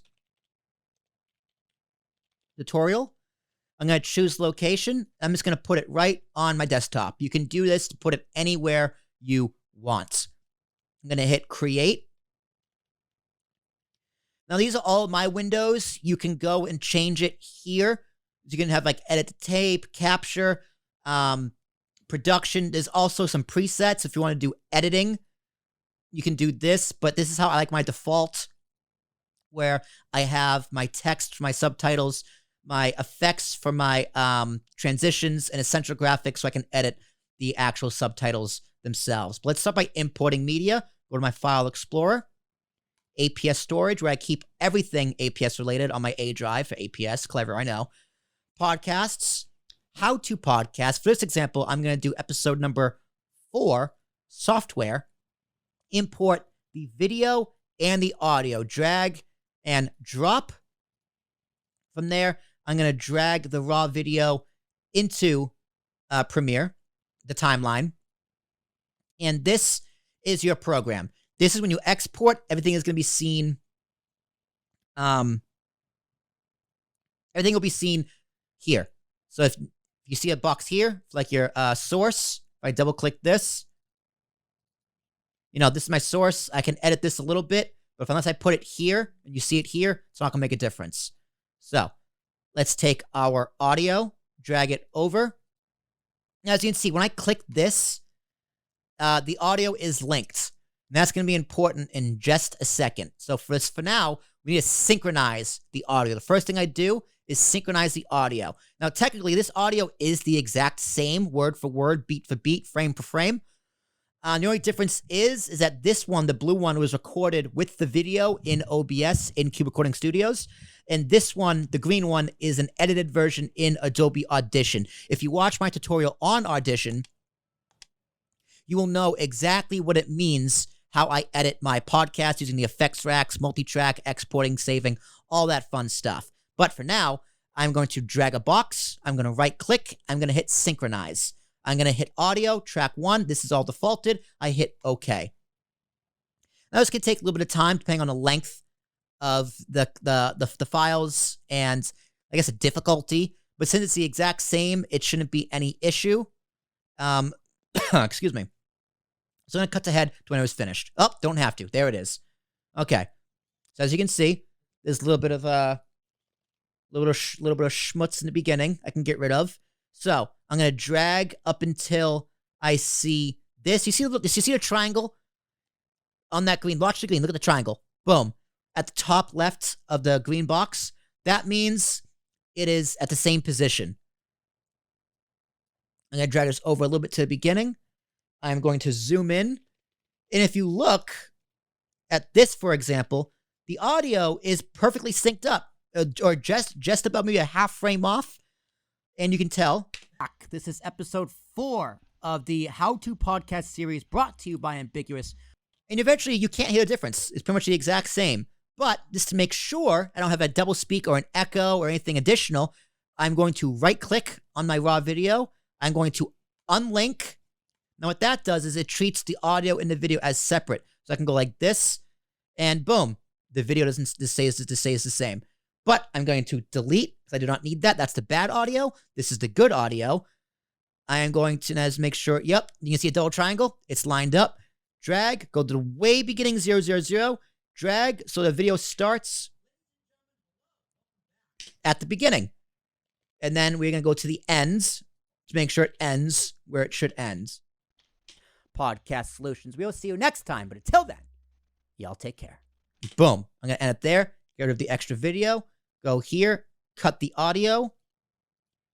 Delete that. I'm going to do a fade to black. Now, when you see this icon, that's a transition. Actually, first, I lied. I'm going to sync the audio again. Link the audio, excuse me. Link the audio. So now, I zoom in, zoom out. You know, same. So, I'm going to double click. My default transition is a fade to black. Or is it a crossfade? No, it's a crossfade. Cross dissolve.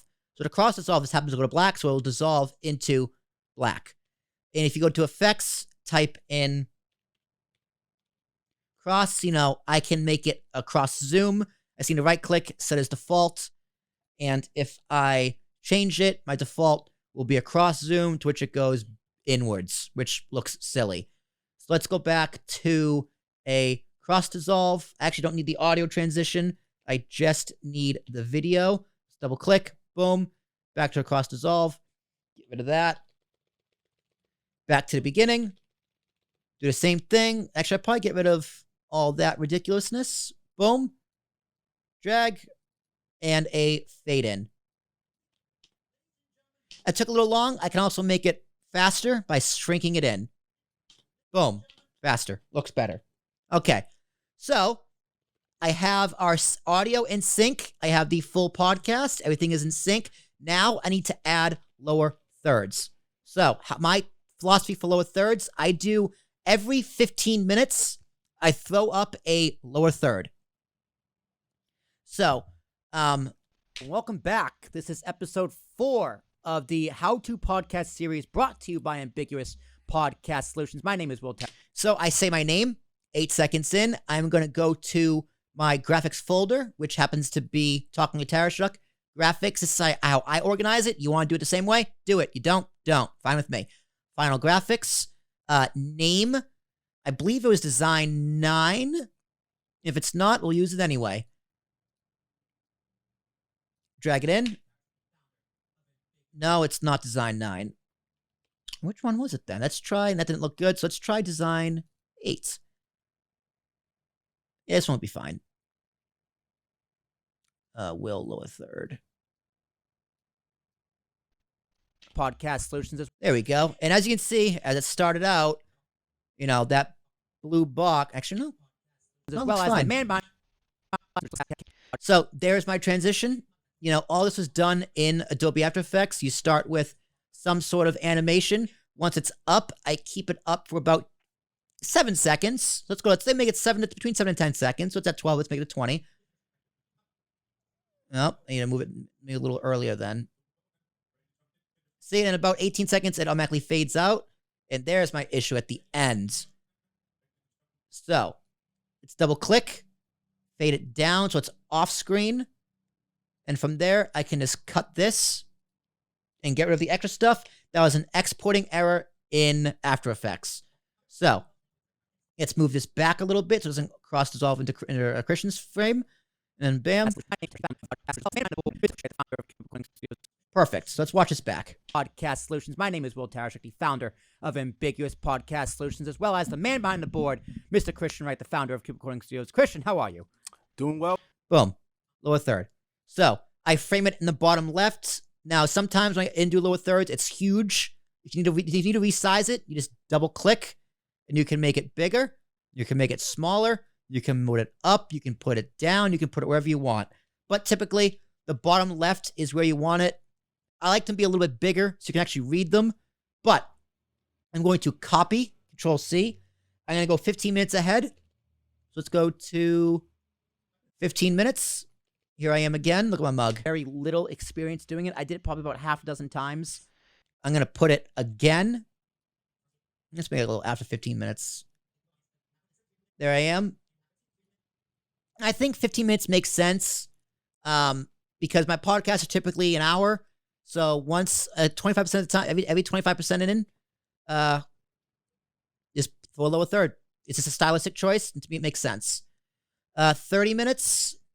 If you want to do it once at the beginning, once at the end, that's totally fine too. So here's an example where we're in a split screen, right? So for this particular lower third, you want to get where I'm talking. Let me do it again, except this time I'm going to reframe it so it's over on the right side on my portion because I'm the one talking. Because you don't want to make people think that this is Will Tarashuk, this is Will Tarashuk. That's me. Look at my mug. So let's see how it looks. Be in the green room, testing their audio, getting them framed up, making sure everything's good to go. So once they're in with me, there's no kinks. There's nothing to work out. Everything's ready to go. Perfect. Let's go up to 45. Here I am again. Just make sure. Great.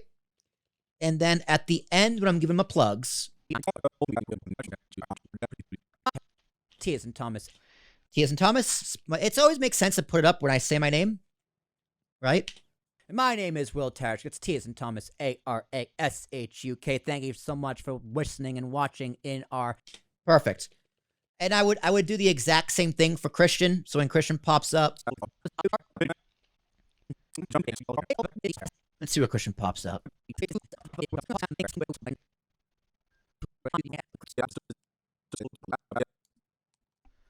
So I would do it here. Back to my folder.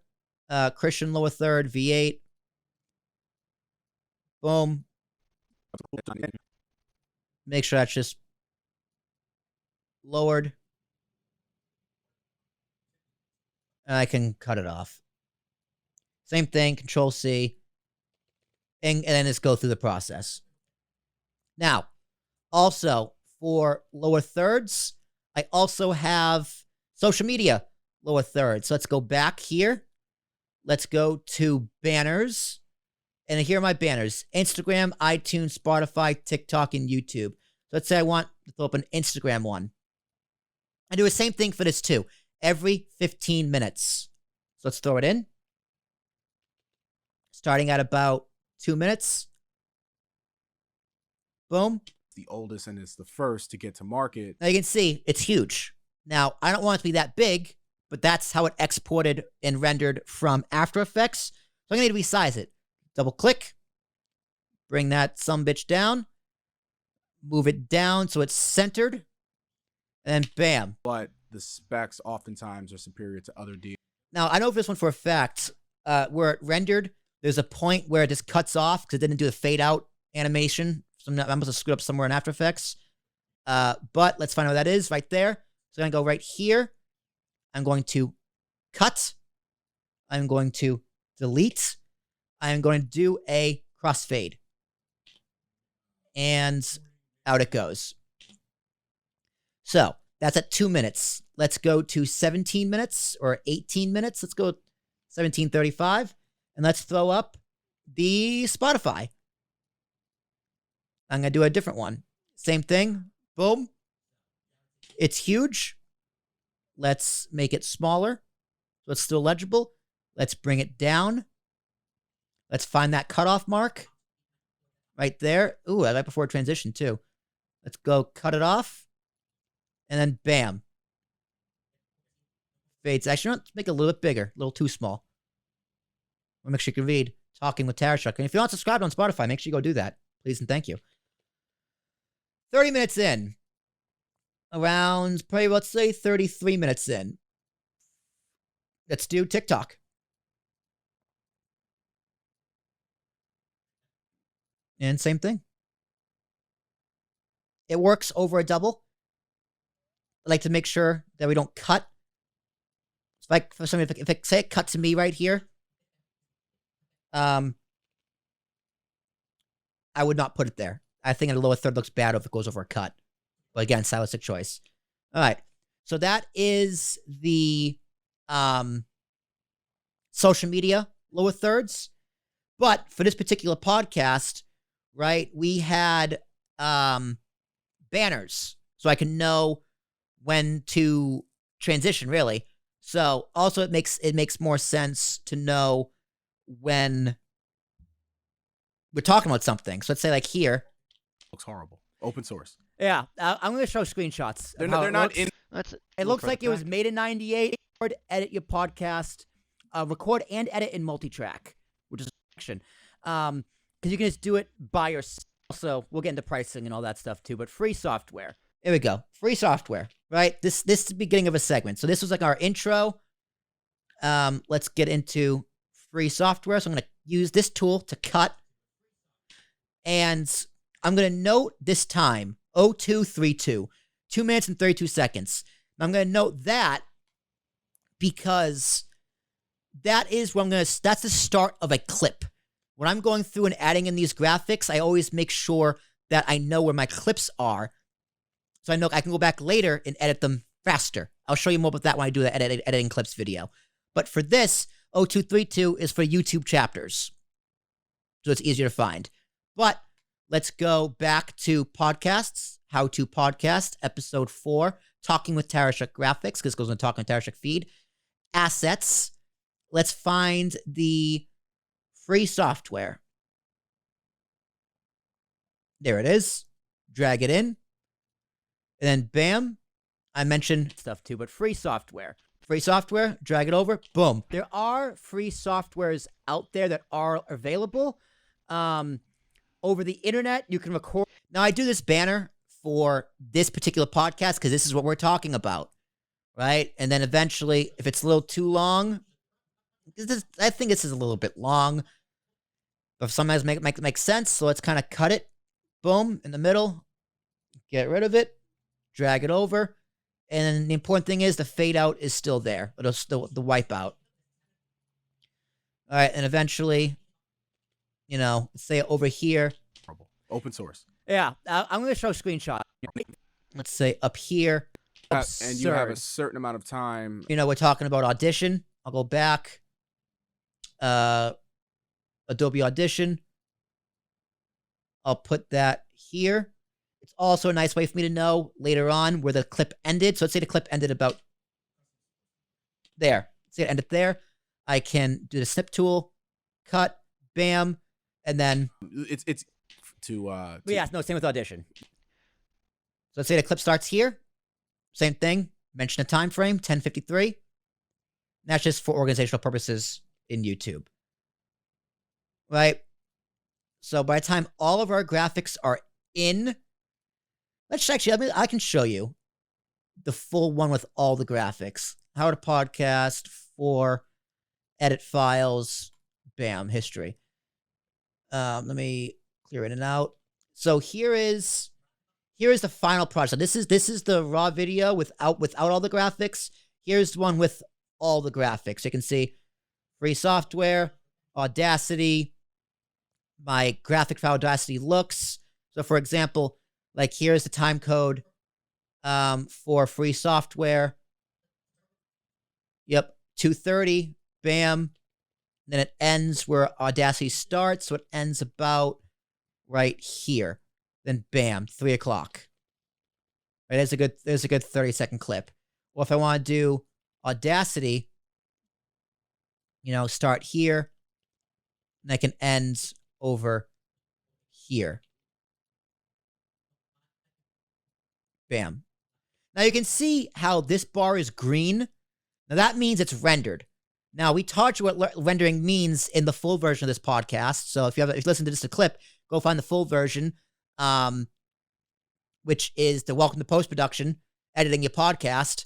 But before we export, the entire clip needs to be rendered. Now this is going to take a while because the podcast itself is about an hour long, and that really matters on PC specs. So let's kind of talk about that. So to render, you want to go to Sequence, render in to out. And what this is doing is going to do where is it going? Okay, good. It's saving on my hard drive. So what it's doing, estimated time remaining, about 8 minutes. This is actually pretty accurate, depending on your render settings. Now, I'm going to skip ahead once I'm done yapping here. But you can export when the bar is fully green. You can do it when it's yellow, but it's better when it's green. If you add in effects, you saw like when I did the cross dissolve, it was red. You need to render it. It has to be green or yellow in order to export. Now, this is taking a while. It's taking a longer time based off of your PC specs. I think for rendering, it's mostly based off of your graphics card. So, for example, mine is an NVIDIA 1070, whereas if I upgrade it to a 3090, it's going to be a lot faster. I also have 32 gigabytes of RAM. RAM could also be in effect to see like how much computer power it's using. So you can see Adobe Audition is using up 80% of my CPU. It is using up about 50% of my memory and 30% of my GPU and a lot of power. Now, it takes up a lot of power to render a file this big. The more powerful the computer, the faster it'll take. And some computers, like laptops, might not be able to handle it at all. So keep that in mind, too, if you're going to edit or hire someone out to edit. But for the sake of argument, I'm going to skip ahead to when this is finished, and then we're going to export. Ladies and gentlemen, hello. Welcome back. And we're done. 9 minutes later. Welcome to the future. As you can see, the green bar, fully green. All of our effects are in there. Our lower thirds, all this fun stuff. What did I overlays for? Oh, yeah. Right. So, we are ready to export. From here, all you got to do... Well, first, let's save it first. So, let's hit save. Don't want to lose your progress. Hit export. And from here, the default is about 1080. This, that, and the other. You can also just do match source to record what you recorded in, which happen to also be 1080. File name, just call it APS Premiere Tutorial Final Video, right? Yeah. Hit desktop, location, so you can pick and choose it anywhere. So for this one, for example, I would have gone to podcasts, how to podcast, episode 4, talking with Tarashuk, graphics, clips, and then bam, I would have hit save. But for the sake of this tutorial, let's just do desktop. Estimated file size, about 8 gigabytes. That's off. I don't know why. I guess this is very off. It's probably about 7.5. Probably 7.5, maybe 7.75. But that's why it's an estimate. There's other things you can do here with editing, the size of the file, but I'll show you how to do that in clips. So stay tuned for that. And from there, you just hit export. And same thing, this will also take some time. Let's see how much of a PC it uses this time. No, surprisingly, not that much. But yeah, takes about 7 minutes, 6 minutes, depending on the file. And it'll save right on my desktop. As you can see, it's saving right here. It'll just be one file. But yeah, that pretty much wraps up everything you need to know about how I use Adobe Premiere. Feel free to use it the same way. That 15-minute rule, I think, is gospel. I love it. Syncing audio is super important. Getting rid of the stuff from the beginning and the ends. The effects racks, or for the cross dissolve and all that fun stuff. But yeah, thanks for watching. Hope this helps. If it doesn't, I'm sorry. I wasted about 15, 20 minutes of your life. If it did, you're welcome. Let's go back to the full podcast with me and Christian. Christian, what's up, my friend? How you doing? All right, I hope that was helpful. Welcome back, everybody. I hope that video helped you. That's how I edit clips for all my podcasts. It can take a little while. Subtitles can be a pain in the bum. But hey, the content I make for my fans. But finally, actually, no, the subtitles are in the next clip. So I didn't do subtitles for that one. I thought I did, but I didn't. I lied. Cutting clips. So I'll take that full video in Premiere. Also, last thing about rendering. because rendering takes up massive files on my computer. Like, from this podcast series, all 7 to 9 to 10 episodes, if I just kept the render files for all the full videos and the clips and the shorts, just the render files would be over a terabyte. Hands down, easily. So, once the rendering's done and the video is exported and uploaded to our Dropbox, I delete all my render files. It saves me so much storage, because the video itself, like this actual video of the full podcast will probably be about 5 to 7 gigabytes of just the video exported in 1080p. Now, if I kept all the render files, my hard drive would fill up so fast, so I just get rid of them. And then when I go back and edit something else, I can just re-render. So yeah, that's a fun fact about rendering. They take up a lot of storage, so keep that in mind as well if you have a computer. The specs definitely have at least a terabyte of storage. So clips. All my podcasts have clips. I go a little overboard. Actually, I definitely go head first overboard into how many clips I cut. It's all done in Premiere, and since it's already rendered, it's just kind of just cut, copy, paste into a new file, or not even sometimes a new file, so I can export via my in and out sequence. So I'm going to show you how I do that. I'm going to explain to you why I don't do a video intro anymore. I don't do our bumper, like 7-second thing. I just go right into the video. Explain why I do that. I'm going to add graphics, going to again about framing, size, position, colors, fonts, etc. Fading, timing, again, calls to action, because in these I'm going to add in, like subscribing on YouTube, subscribing on TikTok, stuff like that. And subtitles. I don't add subtitles to the full hour podcast, because that would take forever to edit, and it would make the file size even bigger. And editing subtitles in a file that big slows down my computer. And I have a supercomputer, so I just don't do it. It's not worth it. But for clips and the shorts, I do. So I'm going to get into how I do that on Premiere. Hopefully that can help you. And I'm going to show you how to export and how to do YouTube shorts for TikToks. Resizing the cuts back and forth, because if Christian and I are talking, like if Christian has us on split screen and we're both talking, I just can go from, the left side, the left side, just move it and I over. just double click, move over, Yep. and then it's on the right side. So I'll show you how to do all that, exporting and saving, and then we're pretty much done. So yeah, let's go to that, and we'll be right back.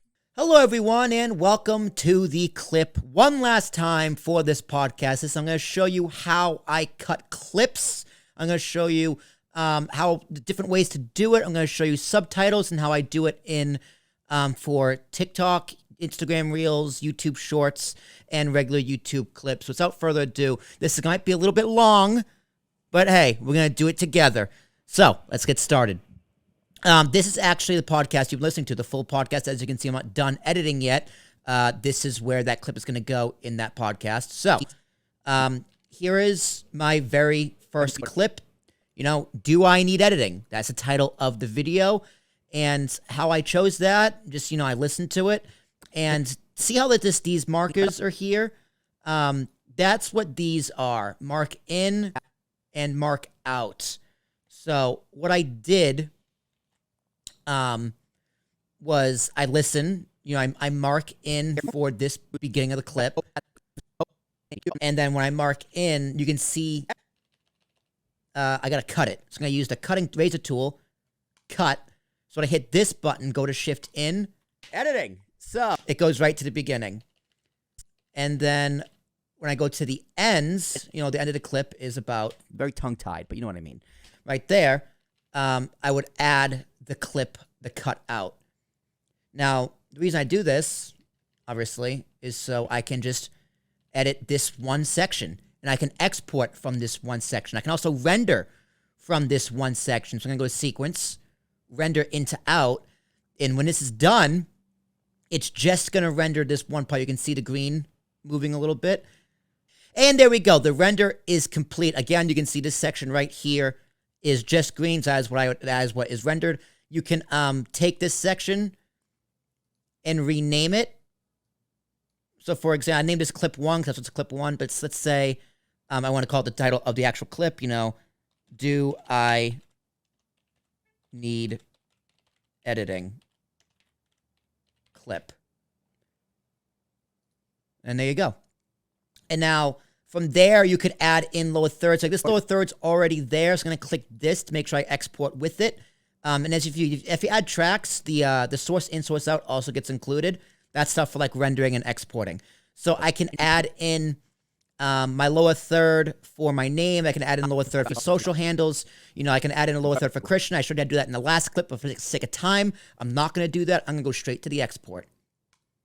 Export, you know. Now for this, you want to do range. You can do the entire source. But for this, it has to be source in, source out. And you can see on your timeline here, it's just that one section. And here's that clip again. You can choose the location. I'm going to choose a desktop. So, you know, do I need editing? Hit save. The preset can just be custom, or you can do 1080p. It should be able the same way. You can just do match source. But for this, see how it's 736 megabytes? I actually want that to be less. It needs to be 500 or under. So for that, make sure you go to your video settings, do the drop down. It needs to be 500 or less, because if I upload directly to LinkedIn or directly to Facebook or directly to wherever, it needs to be under 500 megabytes, or else the site just won't take it. That's probably for budget reasons, but I don't know. And it's also to save storage space. You can just do this little trick. So you want to hit more. You're going to want to go down to where you see bitrate settings. Now, what bitrate does is pretty much it makes your video bigger. There's more bits in the actual video. But if you just lower this, it won't be too much. You want to make sure you do a 2-pass. So the target bitrate will be down to, now this needs to be 480. It can be a little up a little more. Let's just do 13. And that brings to 483. You know, if it's under 5, you usually can do a little bit above 5. So try and get it to 13 and a half. Yeah, 5, that's the estimated. It'll always be less. So from there, you can just hit export. It'll save right to my desktop right when it's done. And that's that. That is the basics for cutting an actual clip in Premiere on your main source. It really is that easy. It's just kind of listening and finding the time codes. Now, for me, this clip is going to go specifically to YouTube. It could go to Facebook. It could go to LinkedIn or any other social channel going directly onto your website. And that is just an upload. Now, from there, I'm going to go back into this clip and find 60 seconds or less shorts to try and find for TikTok, Instagram Reels, and YouTube Shorts, because that's what people like to listen to these days. If you have a podcast on video and you're not doing that, you know, it's going to be more difficult to find an audience. Not impossible, but more difficult. My most success I see is on TikTok. As of recording this, my TikTok fully has gotten over 110,000 views. And that's because I go back and edit these clips very, very detailed. And I'll show you how to do that once this render is finished, once this export is finished. And then, yeah, we'll jump into it. Okay. So another useful thing you can do before we actually get into TikToks for clips is if you want this to be on a separate file. So as you can see up here in my timeline, I have another project. This is that clip as well. And you can see the cuts in there already. I did to save time. The clips, the shorts are already cut. So there's one here. There's a second one here, and there's a third one. So in order to do that, you're going to want to file, new project. Like I showed you in the last one. I'm going to choose location. And for this one, I'm going to go to my How to Podcast series. So How to Podcast. This is episode 7. This is Talking with Tarashuk edit files. Talking with Tarashuk clips. And I'm going to save it here and then rename it example 01. Hit create. And now we have a brand new sequence. So from there, I'm going to drag this over. Again, this is just the sequence. This is, okay, good. This is linked. Now, this is just my in and out sequence because I did the cut before with the razor tool. You can drag it over. Let's just call this example 01. I'm going to copy it, save. Then from there, I'm going to right click and do new sequence from clip. And that's going to add a new sequence onto your timeline so you can go back and forth. And then see how it's double audio? I'm going to delete.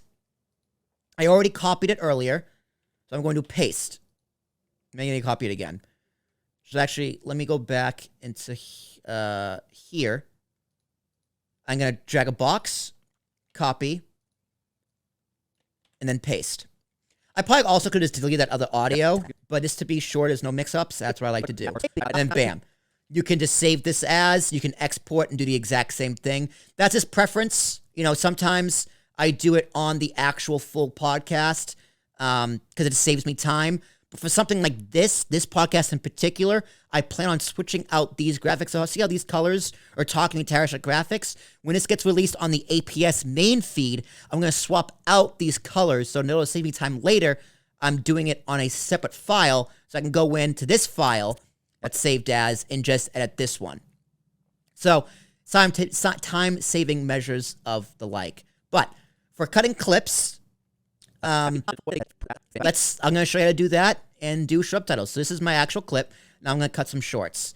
Now I have a template saved for how I do shorts. So I'm going to open that for you right now. That is in APS storage. That is in podcast. That is in Talking with Tarashuk. And then YouTube Shorts and Instagram template. Now what this is, you can see the box is already set for 16:9. I believe that is in your sequence settings. Yes. So if you go to your sequence settings, I make this 1920 by 1080, it'll do it back to 16:9. Well, this was in 9:16. I already had that as a template, so I don't need to do that again. So I can actually go back to, does my podcast need editing? Right, here's my clip. I am not going to do the lower third because of TikToks. This can be a little confusing and makes it too small to read. So I'm going to say screw that. I'm going to hit copy, Control C. Go over here, Control V. I'm going to double click so you can see this box. I'm going to get rid of the black space. I'm just going to make it bigger. So I only see me. I can move it over and make me a little bit smaller so I'm actually in frame. And then bam, there is the basis for my actual video. From there, I'm going to go to the text file. Go to transcripts, and this is from my old clip. So from there, you can either hit the 3 dots and go retranscribe sequence, or there'll be something there to just say transcribe sequence. So hit transcribe. It's what is this, a 16-second clip, 17-second clip? It shouldn't take too long. Bam. There it is. From there, you're going to hit the CC, create captions. I like to, you can do single or double. I leave this as a default. It doesn't really matter to me. You can play around with it and see what you like to do. But I like to do double spacing for my subtitles. So these are your different projects. And if you look at this symbol right here, it's like a chart or a grid that can open your sequence back up. So as you can see, my subtitles are there, but I can't read them. You know why? Because I got to change the fonts. I got to change it for Talking with Tarashuk graphics. So I'm going to drag a box around all of my subtitles. I'm going to go to my Essential Graphics panel, go to Edit, and this is where you can edit your subtitles. So the first thing I'm going to do, change the font. My font for Talking with Tarashuk is Playfair Display. I have it starred so I can always know where it is. Nudister and Inter are stuff I do for other projects I edit. So Playfair Display, just hit click. I'm going to make it bigger. My default font is 70. I want to add a background, so I'm going to drop this down. So as you can see, right, even if I'm going to change the color, I like to edit these so I can just make them more legible. Again, you can play with this and do it however you want based on your podcast, your graphics design, and whatever. Get rid of shadow. Don't need that. Put on a background. Make this at 100. So you can actually read it. I can actually read it. It's a little bit better. I'm going to put the extra background at 5%. So you can see it just creates a little bit of a buffer. Let's put it at 50. So I can make a point. So see how it creates an extra border around the letters? That looks ridiculous. That's too big. I used to do 10%, but then I found out I actually found a happy medium at 5. Again, you can change that however you like to do. I'm going to add a stroke, make this a 1, and go in the center. You're going to see why in just a second. Now, the color, the fill. There's probably a few different ways you can go about doing this, But for me, I do my Talking with Tarashuk orange. I can go... Actually, I don't have the orange actually in here, but I do have the color code saved right here. Right, so the orange, brown, tan, light blue, and black. I'm going to take the orange,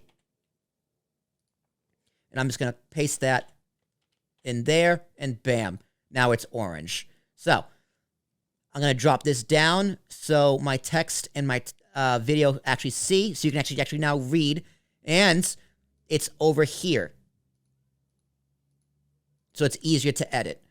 Last thing I'm going to do, since TikTok and YouTube Shorts kind of have some things on the bottom of their screen, I need to raise my subtitles so I can go here. I can center them. I can go left. I can go top. I can go top right. I can do whatever I want. I can make it left aligned. I can make it right aligned. I can make it dead smack. That looks really silly.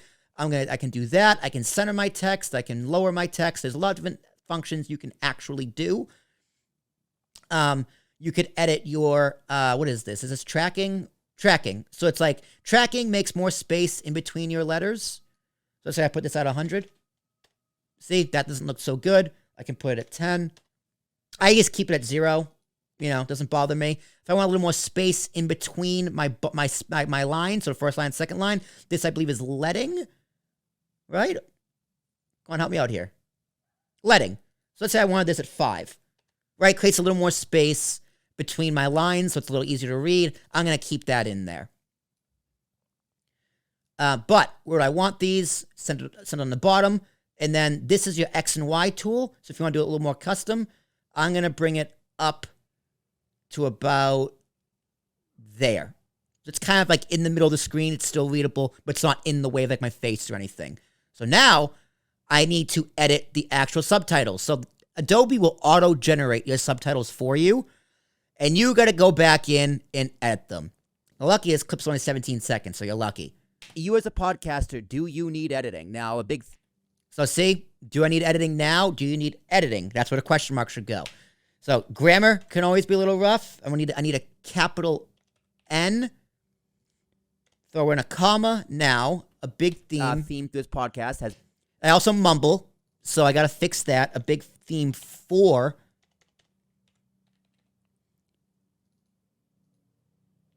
This should not be capitalized. This podcast has been P. Either it's personal, professional. If it's personal, I mumbled. What did I say? This podcast has been P. Either it's personal, professional. P. Let's do a period. Either it's personal or professional. Period. If it's personal, maybe. If it's professional, maybe. So period. Professional, comma, most, and then make this a lowercase m. I use caps lock, so I'm sorry if my typing is a little weird. If you're doing a professional podcast for your business, you're going to want to pay for editing. Either do it yourself, or pay a staff member to do it, or pay someone like myself or Christian to do it. You as a podcaster, do you need editing? It can be a little tough with... Stop. It can be a little tough with names, so... Either pay a staff member or to do it, or pay someone like myself, or it should be Christian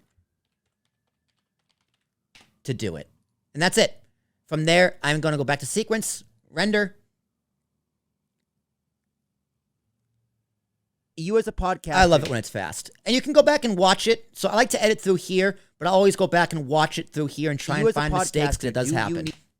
From there, export... Actually, no. Whoops. Let me actually save. This is my template, right? You never want to overwrite your template. So I'm going to save as file, save as, go back to podcast, Talking with Tarashuk, go back to podcasts, how to podcast, episode 7, edit files. This is a short, which I just dragged and dropped. So let me drag this back.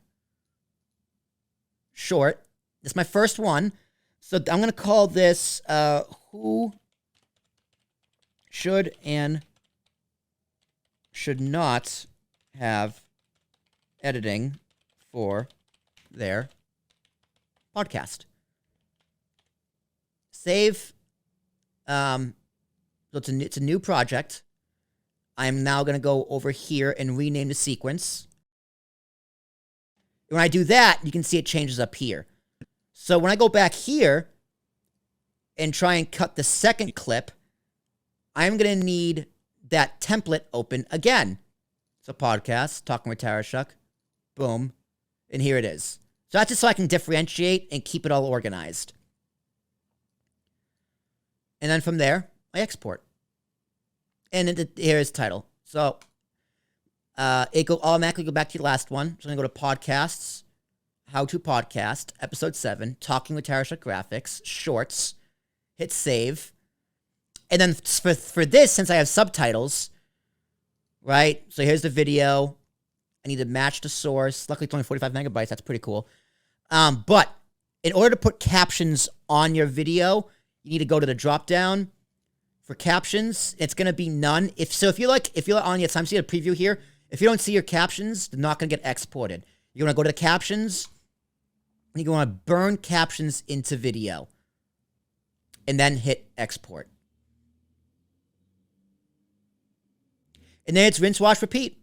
But that should pretty much sum it up for you. That is how I do clips. It takes a long time. You know, this was an hour. Oh, that's where I screwed up. So this is an hour. That's going to be a 2-hour podcast. This is probably going to take me about a week to do. About 3 to 5 business days to fully go through and cut clips. I'm probably going to get close to, well, I can actually tell you. I will have 1, 2, 3, 4, 5, 6, 7, 8, 9, 10, 11 long form clips specifically for YouTube from this podcast. From there, I'll average about 2 to 3 shorts per clips, about 30 to 40, if not more, shorts for TikTok, Reels, and YouTube Shorts. And that's my process. That is how I edit podcasts. Now, from here, when I export, this is more distribution, which I'll get into another day. But for now, that's how I do clips. Hope it helps.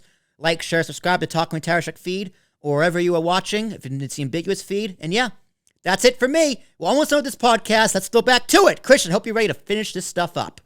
All right. And that's everything that has to do with editing. I hope we didn't confuse you too much. I hope we helped. I hope video editing is something you do for your podcast. If you need me to go crazy and cut clips for you like that, I do that. That is something we offer at APS or Cube Recording Studios. We are editors. That is what we do. It is a lot of fun for us. So if you need help with that, or hopefully that video can help you, teach you how to do it yourself and save some money for anything else, APS offers, including equipment and all that fun stuff.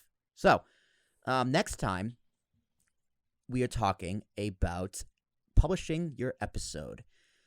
All the different platforms you can use. And then finally, we're going to wrap it up with distribution.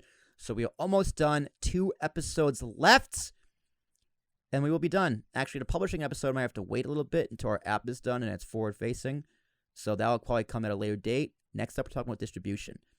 And different ways to distribute your podcast. You can do season format versus an ongoing format. Quality versus quantity. Oh, that's going to be a fun argument to have. I love discussing quantity versus quality of distribution.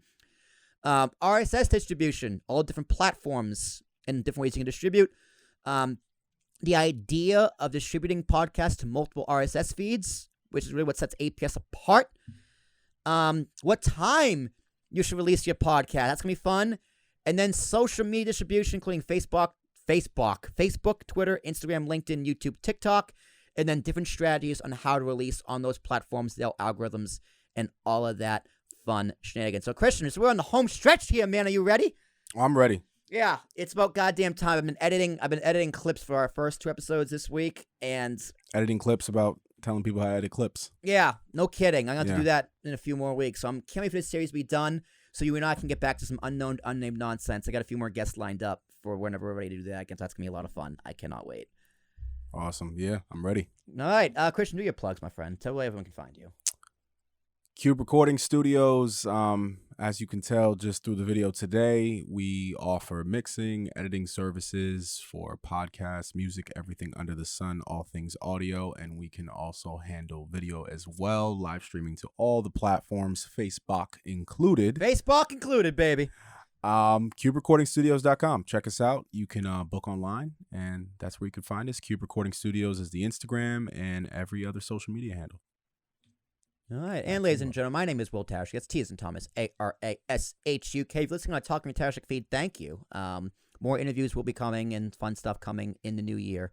So that's going to be exciting. I cannot wait to keep doing it. And also, all these podcasts will be available on our YouTube channels as Talking with Tarashuk, as well as the Ambiguous Podcast Solutions.